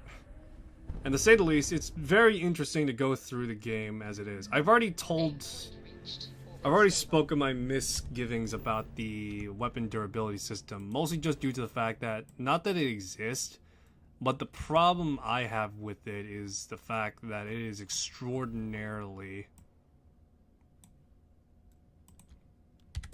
Yeah, the problem I have with it is mostly just due to the fact that it is extraordinarily a very annoying system to maintain, due to the fact that the weapon and equipment degradation is far too fast and far too expensive to maintain. In which there are a few ideas I could come off the top of my head to fix this. One of which is obviously to have a way, just reduce the amount of consumption it takes for your weapons and equipment. However, another solution would be to theoretically add like a mobile way of repairing and maintaining weapons. And so there is that. Another thing that I've heard some people have some slight misgivings over. Pressure normal, everything in the green. Let's see what's out here. But yeah, from what I've heard from some, at the very least, reports, some people have had some misgivings of the fact that there isn't much reference or talk about of A-Life, and the fact that apparently on the Steam page they changed out A-Life 2.0 for Advanced AI, in which this was something that was actually addressed by the developers on their Discord server, that A-Life does exist in the game. It's just for marketing. Give me a second.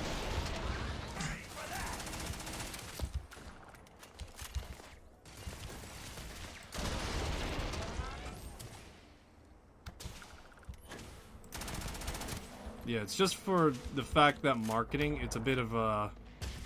It's not really that... It's not really that, useful. It's more of a redundancy of just, like, bringing it up and mentioning it constantly.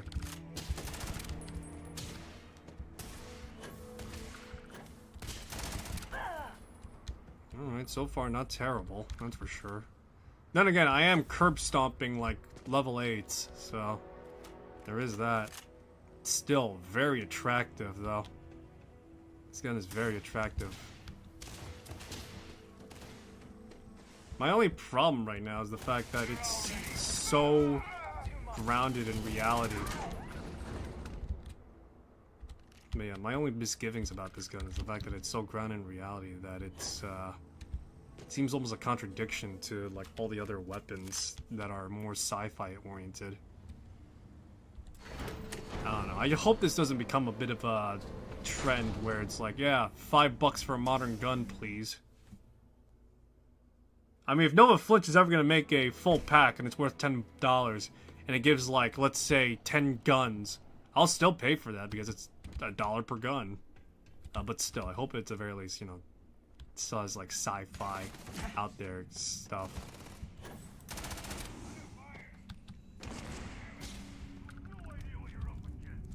You're right, I don't, but I'm still taking you on. I gotta look more conventional.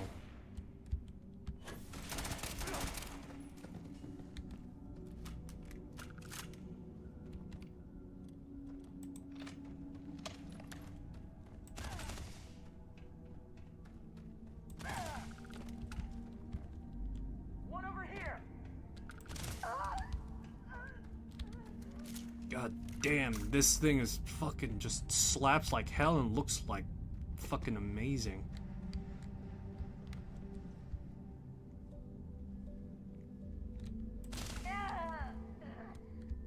Perhaps we should investigate that control center on the far side of the bridge.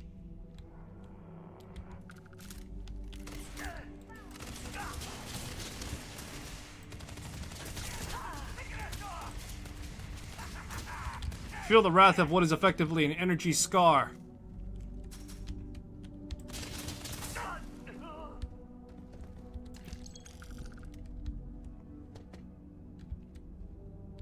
Alright, but yeah, as I was saying, I heard that there was like some people that claimed that wasn't any A-Life. I would counter that by saying the fact that I encountered like fucking 2 bloodsuckers on my way to 1 camp shows that A-Life is working. The problem is right now is that when it comes to the way A-Life is functioning, it's working at a bugged half-mass capacity, sort of.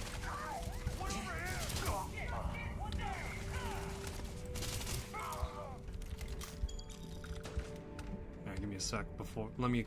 There we go.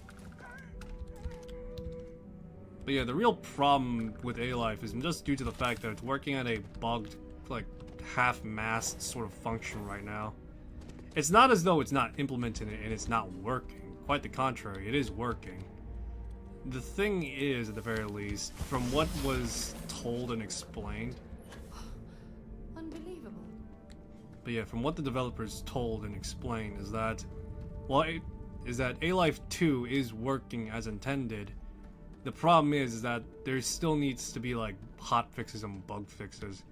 So one of the things that were brought up in this was the fact that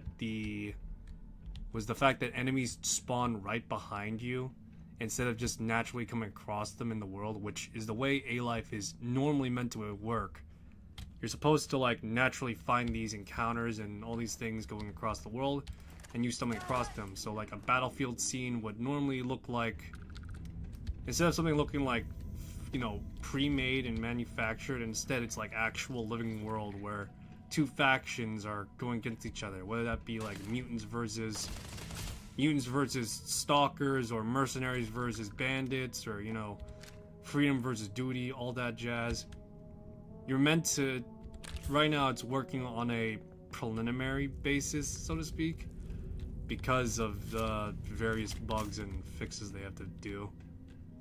And apparently before the game fully launched, there was a day 0 patch that effectively fixed some of the stuff that was, effectively fixed before the game actually properly launched. So, yeah, that's pretty interesting to know as well.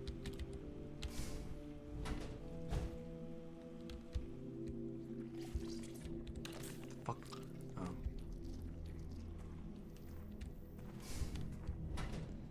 So yeah, it's expected that a hotfix will come out at some point. Yeah, it's expected that a hotfix will come out at some point to, at the very least, properly address like optimization, as well as, the aforementioned teleporting people and the like, or the people teleporting behind you. I imagine to some extent that this still does work the way that it's supposed to, but that the way that it's working right now is a bandage, or the way it's explained again is like a bandage. If I were to, at the very least, point specifically how it works, is that unlike in Stalker 1, where a level would load in and all like a set number of, things happen in the player's view before they get into the level, now that it's like a fully interconnected, without loading screens world, it's pretty much working the same way theoretically Skyrim would work, where things technically spawn out of the player's peripheral view, and that, things just operates on a schedule. A-Life directs and governs where NPCs go and such, and what they do on like a specific, or at the very least randomly generated routine. And that's how it theoretically should work. But now it's a bit more, kind of, sort of, lack of a better word, gimped, but not in totality, in the sense of it being like not there. It is there. It's just not as, but yeah, it's just not as seamless and out of sight as it should be. It's working on a, for lack of a better word, surface and obvious viewable level.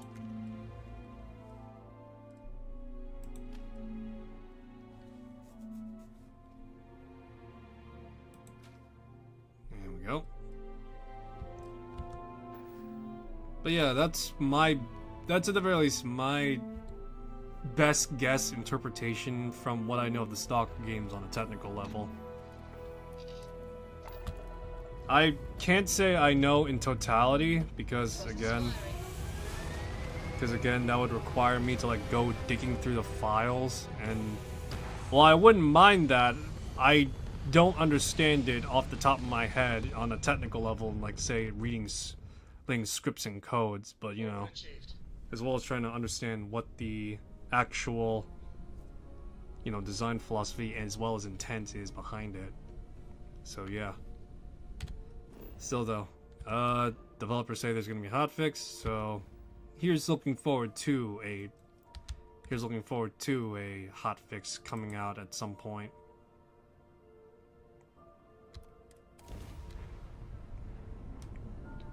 Or at the very least, the hotfix comes out soon, I should say. Hopefully it comes out soon.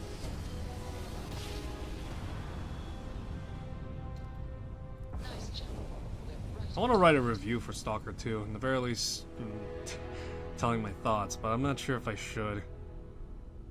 I don't know, anytime I try and write a review, it's... Oh. Hell.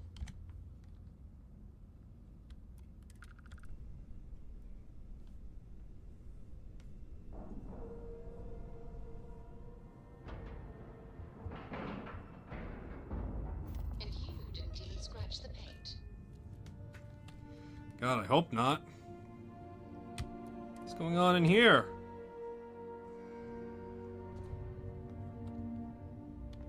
Hello. Oh, off to a wonderful start. Go to the mainframe, activate the ship lockdown, lure it into the lab.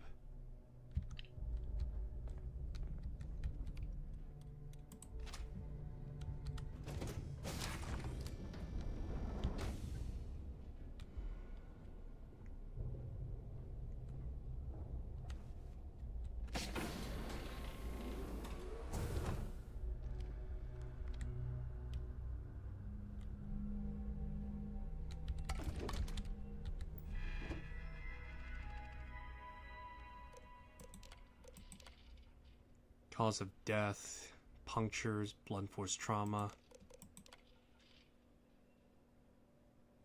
Extremities, blunt force trauma, extremities.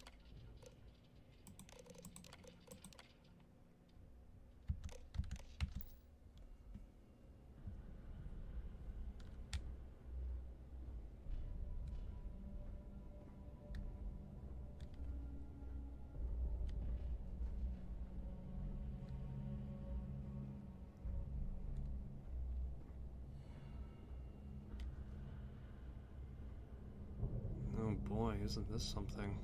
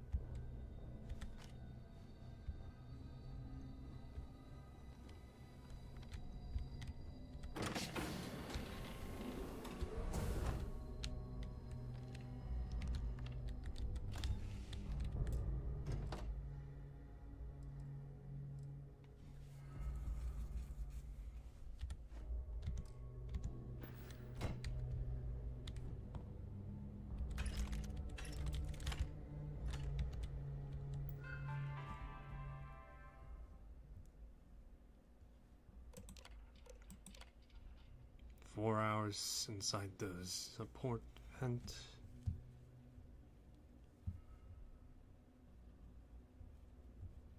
Four hours inside the support vent. Try again tomorrow, but sod. Spaceport. Deep scan the ship as soon as we can.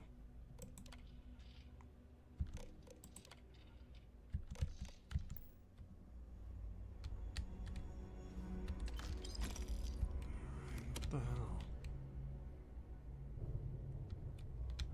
Anything here?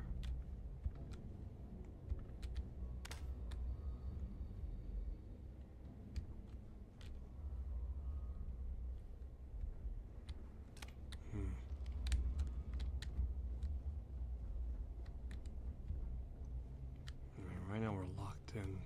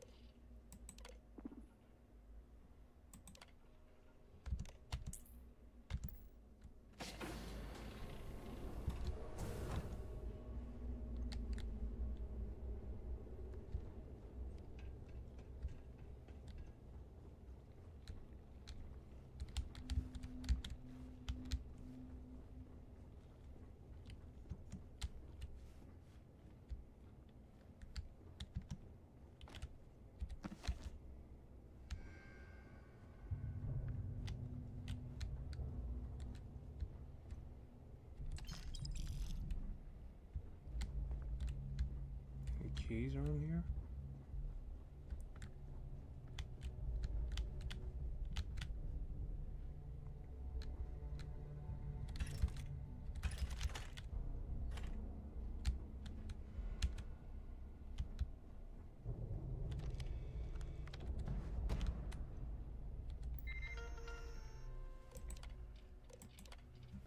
Captain, planet XR069 looks promising. Atmospheric chemical composition leads us to believe the species we're looking for.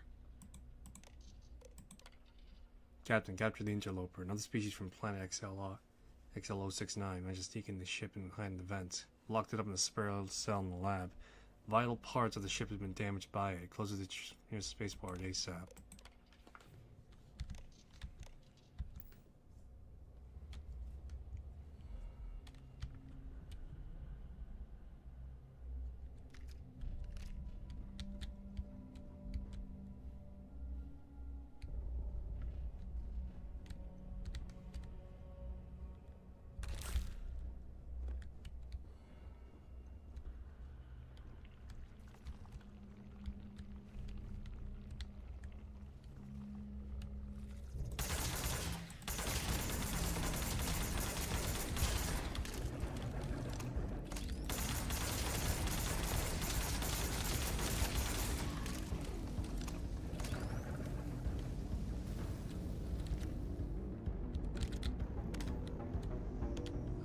Fucking god.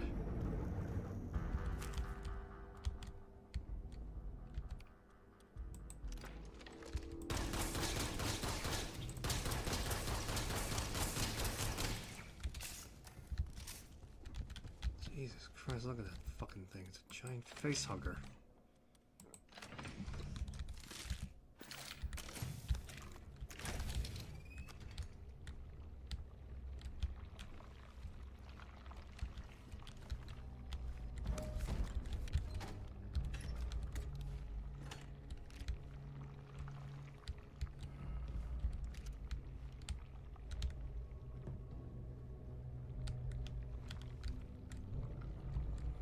Fucking god.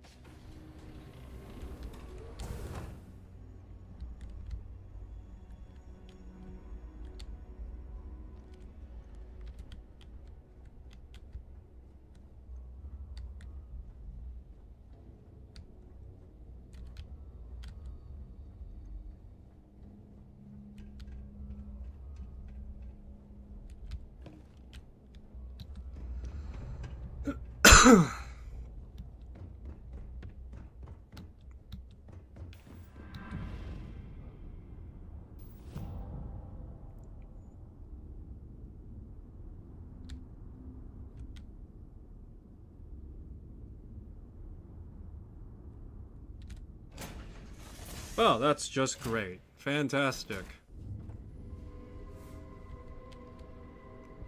Let's get the fuck out now.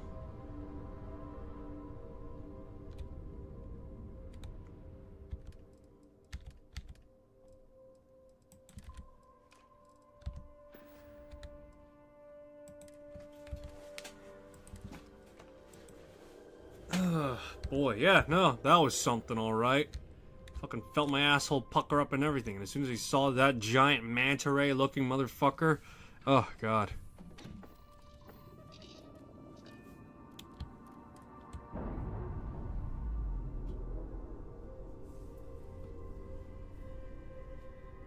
Clamps released.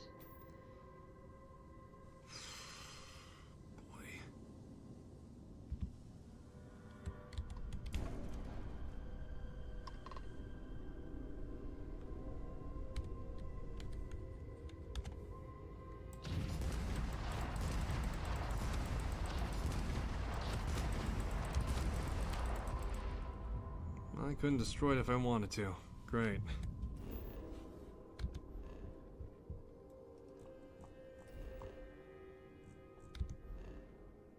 So you're telling me there's more of these fucking things on the planet?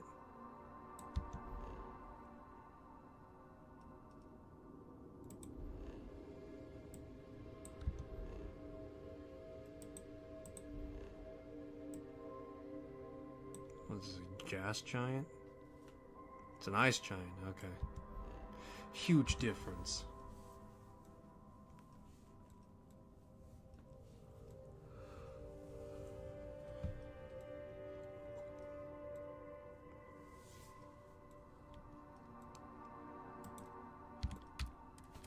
Oh boy.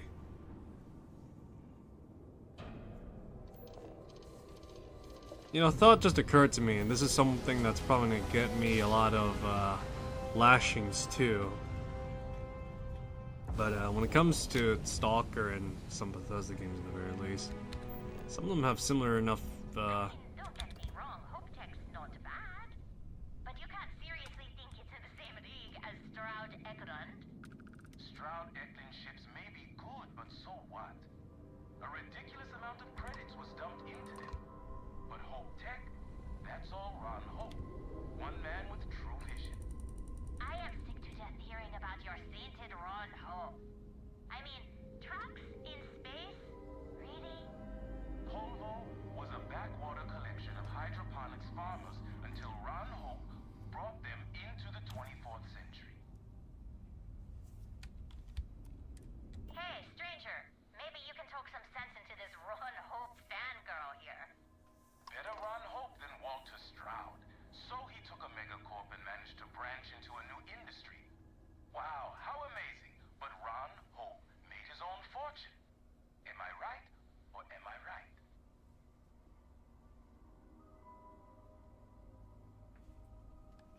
I'm not a Ron Hope fan at all. Everyone's so quick to put him down. He's the Henry Ford of our era. Let me tell you, I don't care 1 ounce who made the company. What matters is the product. Stroud Eklund ships are innovative, groundbreaking. Porco, that room of yours better be clean next time I go in there. I'll get to it, Dad. I promise. This ain't like getting around to a tone. You understand? Ugh. Fine, okay. I'm going. Stout Eklund is the future of spaceships. Who asked you? We asked, and now you got your answer. I'm surprised Hopetech can afford to even stay in business competing with the real Star Yards. Give it a few years, and I wouldn't be surprised if they have to shut down. Ron Hope's managed to keep it afloat this far. He can go the distance. And if he can't keep his integrity, well then, let's see.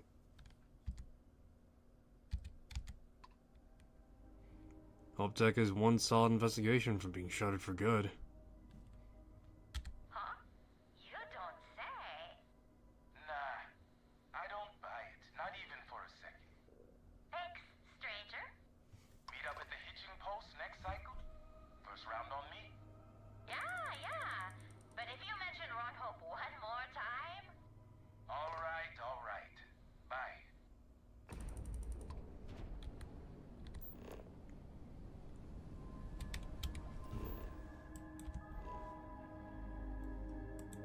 Alrighty, let's see what we got here.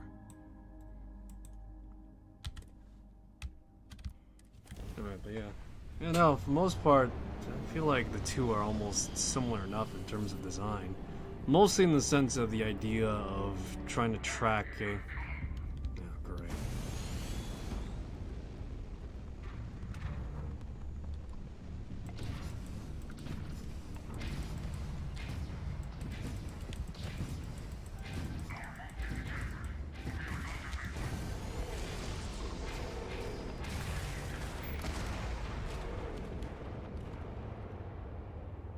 Alright, give me a sec.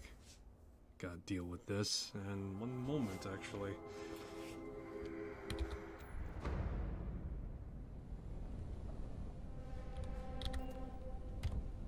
Alright, one moment, give me a sec, I'll be back.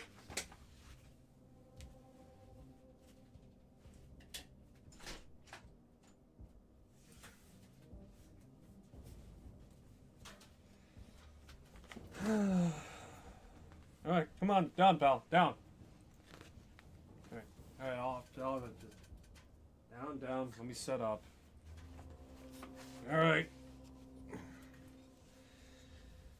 Alright, here you are, pal. Sorry about that. My dog is wanting to get on my lap. It's that time of the day again, boys! It's also time for his walk in about an hour as well, so... better wrap up soon. Make 15 minutes at least. Let me see here. How much? Oh, hey. Let's go with very easy.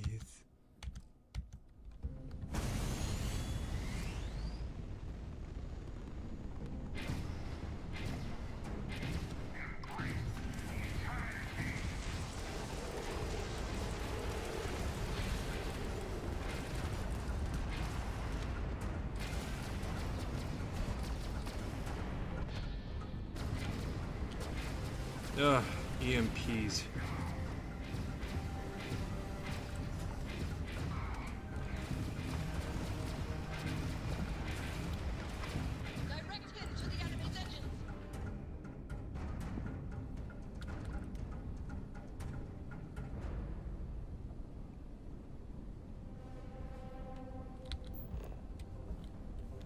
Alrighty.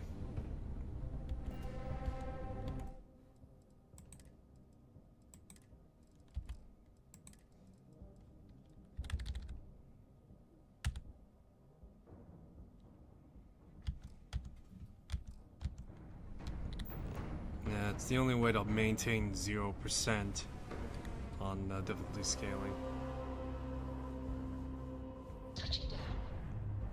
Alright, so yeah, no, for the most part, the two games are kind of similar in the way that some of their games are made, at the very least. When it comes to the Stalker games, GSC games have always set out to make a living world to one degree or another. And with the induction of A-Life, the... But yeah.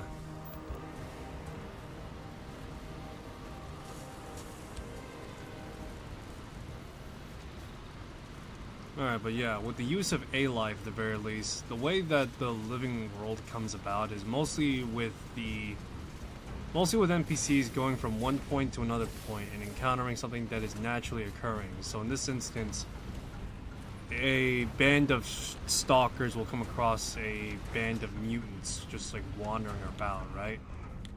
Something along those lines. Whilst in the Bethesda games, the way that they've implemented their Radiant AI compared to A-Life is much more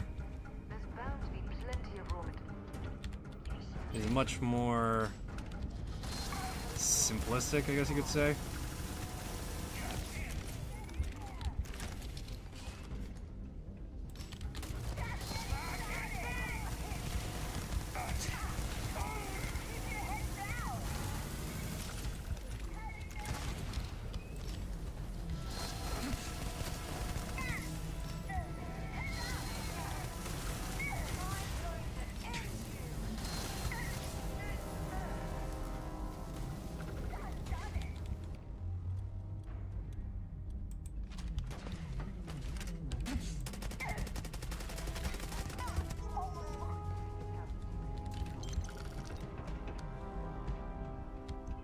Alright, but yeah, the way that Radiant AI is implemented in Bethesda games are usually in a more simplistic...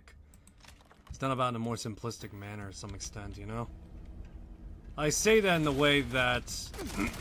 at the very least, the way it was used in Oblivion was probably the most overt way of doing it, right?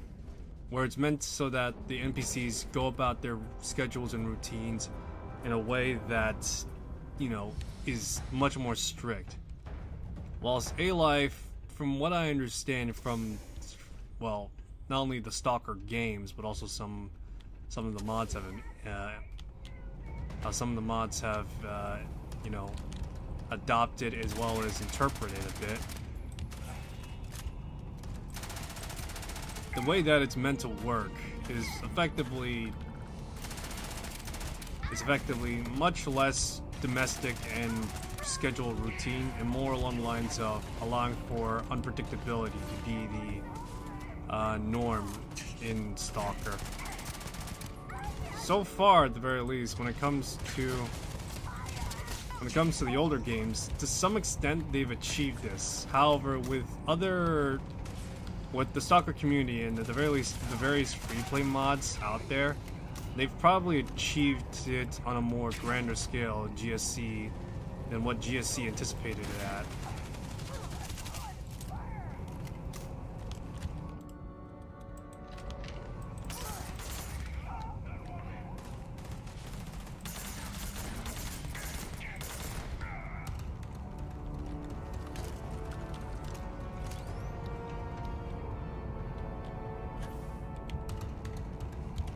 See. Sorry, my dog seems like he's shaking a little bit. Alright, but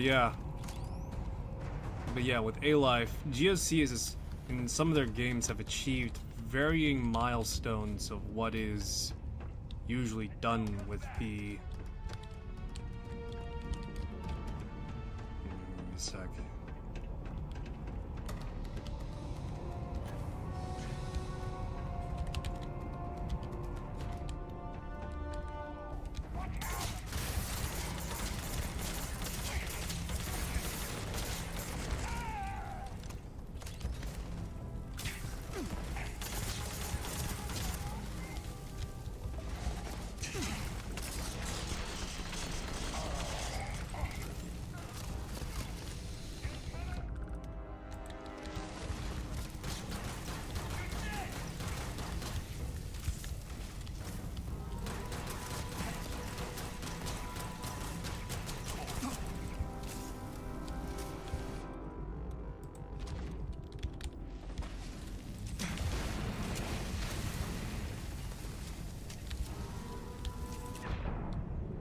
Oh, damn it, I blew myself up.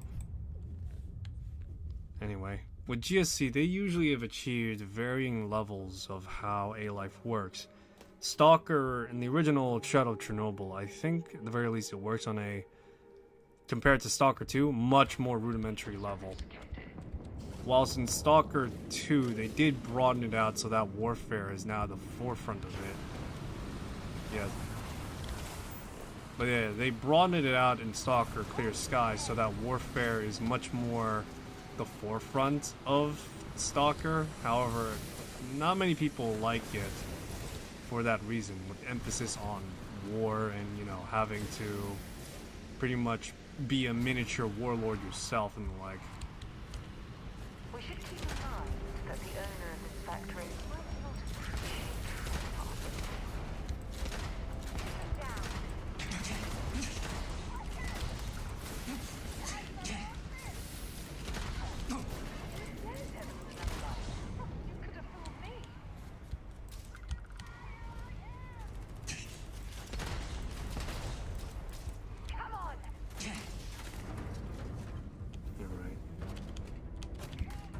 Mop house a bit.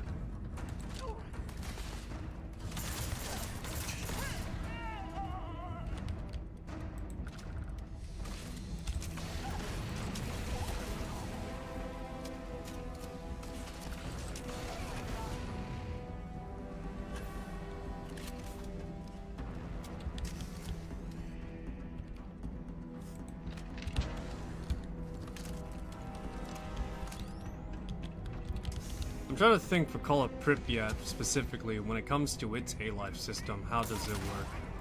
I think they rolled back a little bit on the warfare, although I think they still kept the chaos factor a little bit. I'm not sure, as I've not played Call of Pripyat extensively.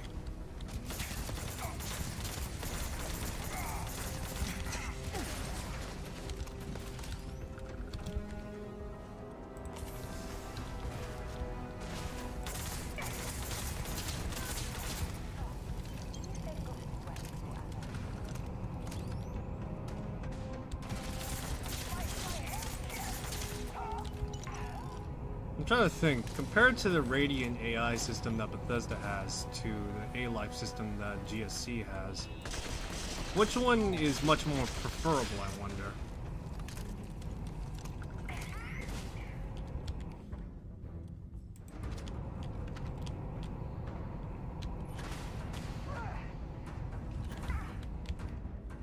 Let me see. Is that...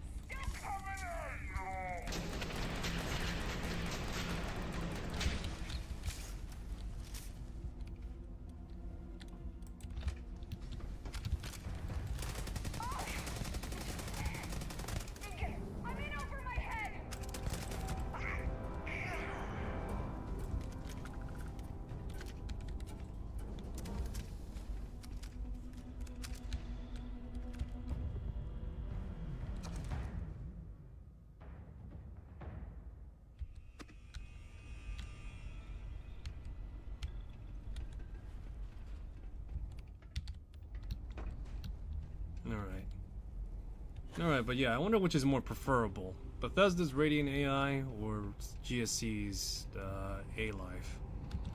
Because I'm trying to think at the very least between what technical notes I know about the two. A-Life dictates more or less NPC behavior to some extent, at the very least guiding them from one point to another. And is more or less meant to give the... I'm not sure, give the illusion that it's a living world, the right term, but at the very least something similar along those lines at least. Yeah, because A-Life, the way that it works is, again, bringing two NPC factions to clash with one another and the like. Some, at the very least from what I've seen from Stalker 2, it seems as though some NPCs run on a schedule. However, when it comes to like the overarching A-Life functionality, it is meant to at the very least have like two people or two different factions at the very least come to bars with one another. Whether that be Duty Against Freedom, Stalkers vs. Mutants, or some other stuff. And as well as seeing Stalkers roam the world too. Much like in Shadow of Chernobyl too. With the Radiant AI from Bethesda, the way it works, at the very least, from my basic understanding of it, is probably a lot more simpler to A-Life. Whilst it just pretty much allows for NPCs to... It pretty much allows NPCs to act slightly autonomously and with more or less giving illusions that there is a routine to them.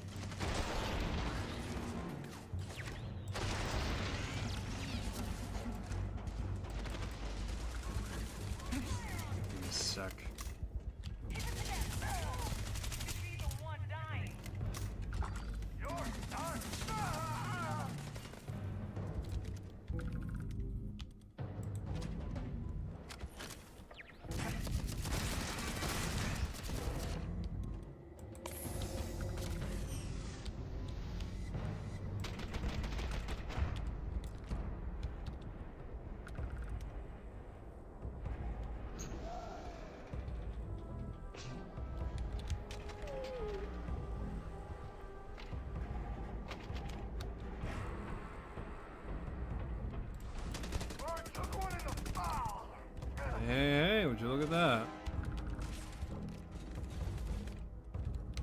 This guy was wielding an Atom. An Atom 7.4. I'll take that. Well, I'll take the ammo he was using for it, I should say.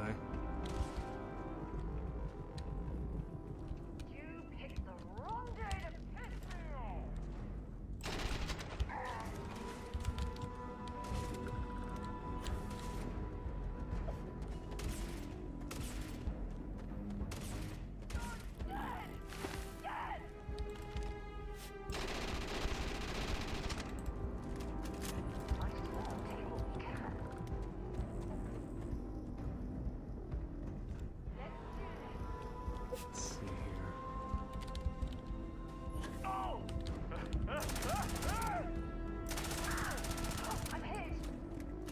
You're not hit. You just took a one to the shoulder at least, alright?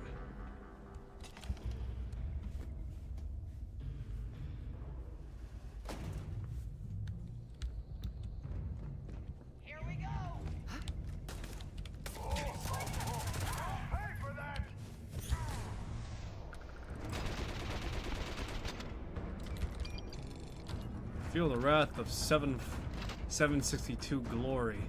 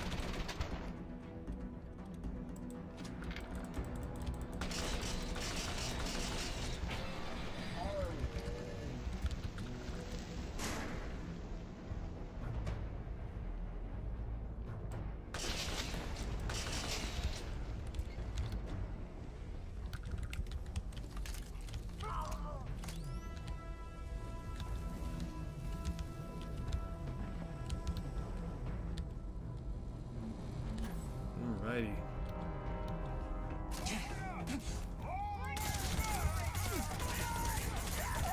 Let me see. Something's going on.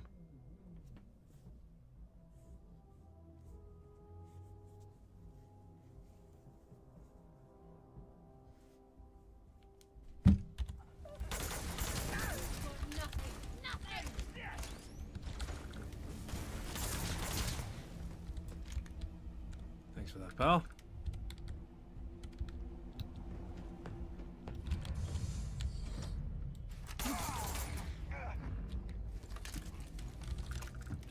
Alright.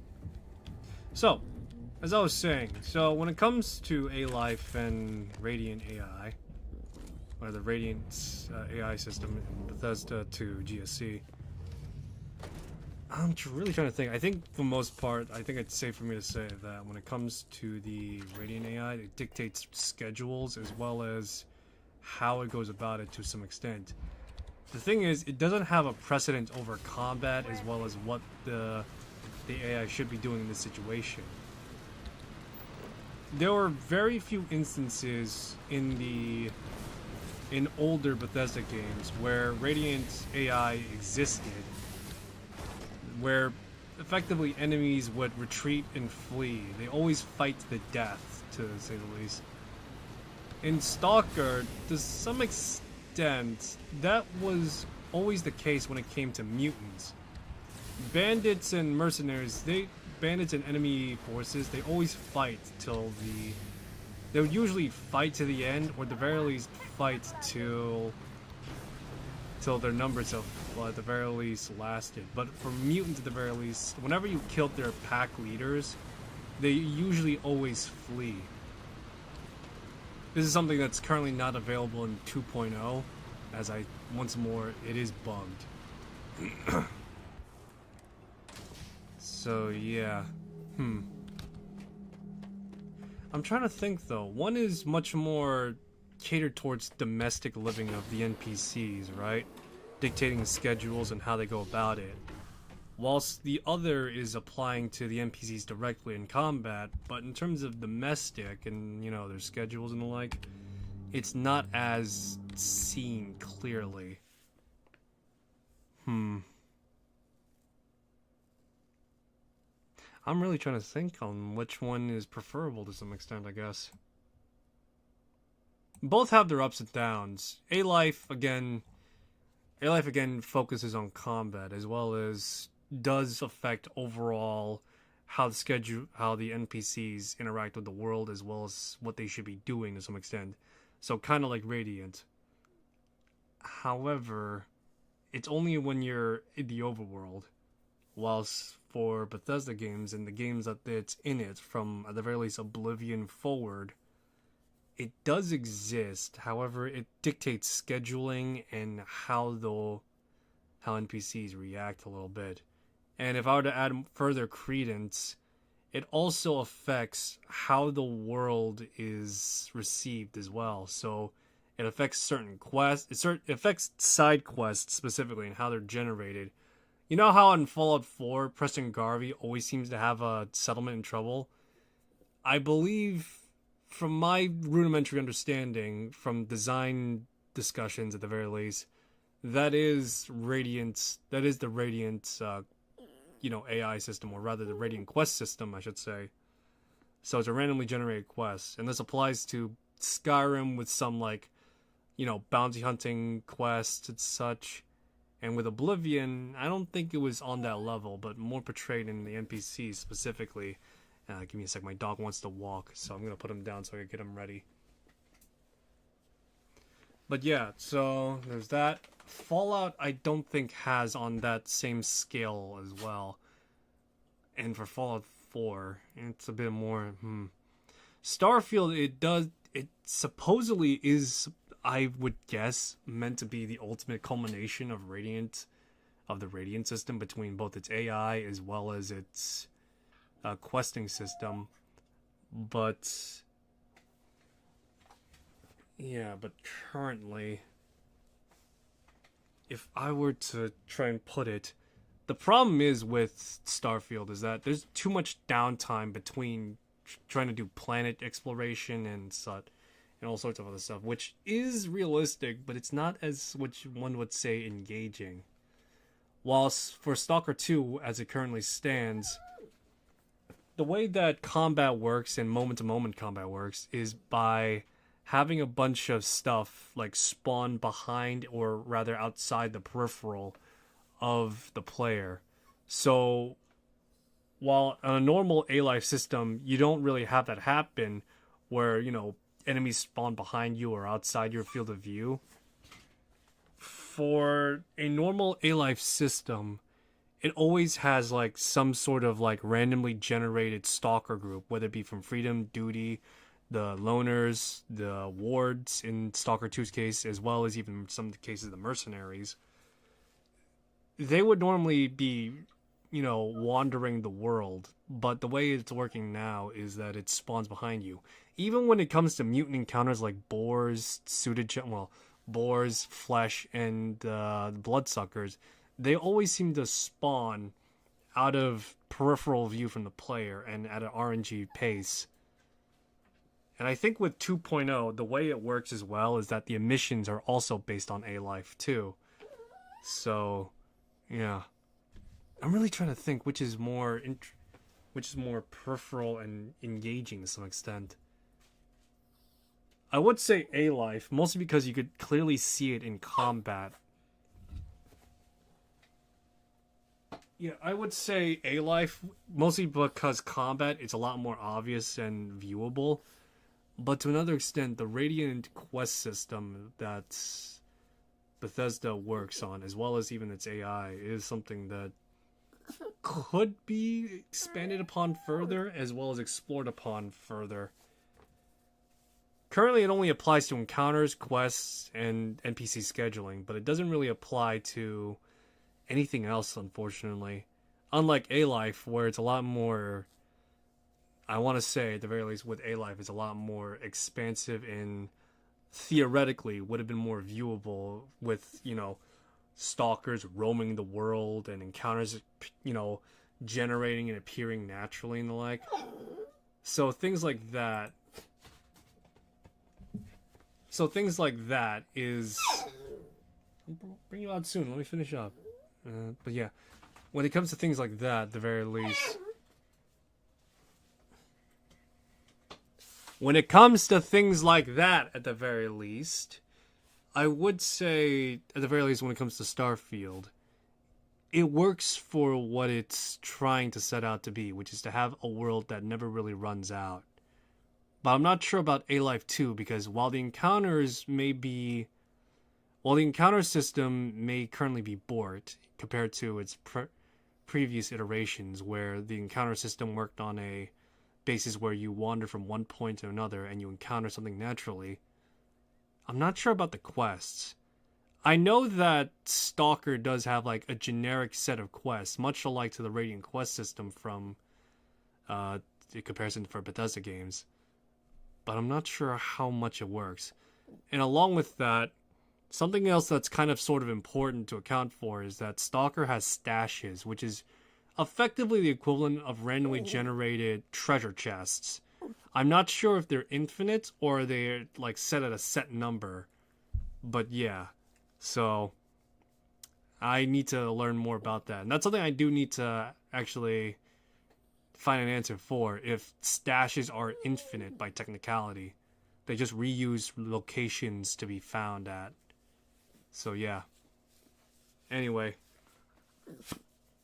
that'll be all for this one. Thanks for stopping by.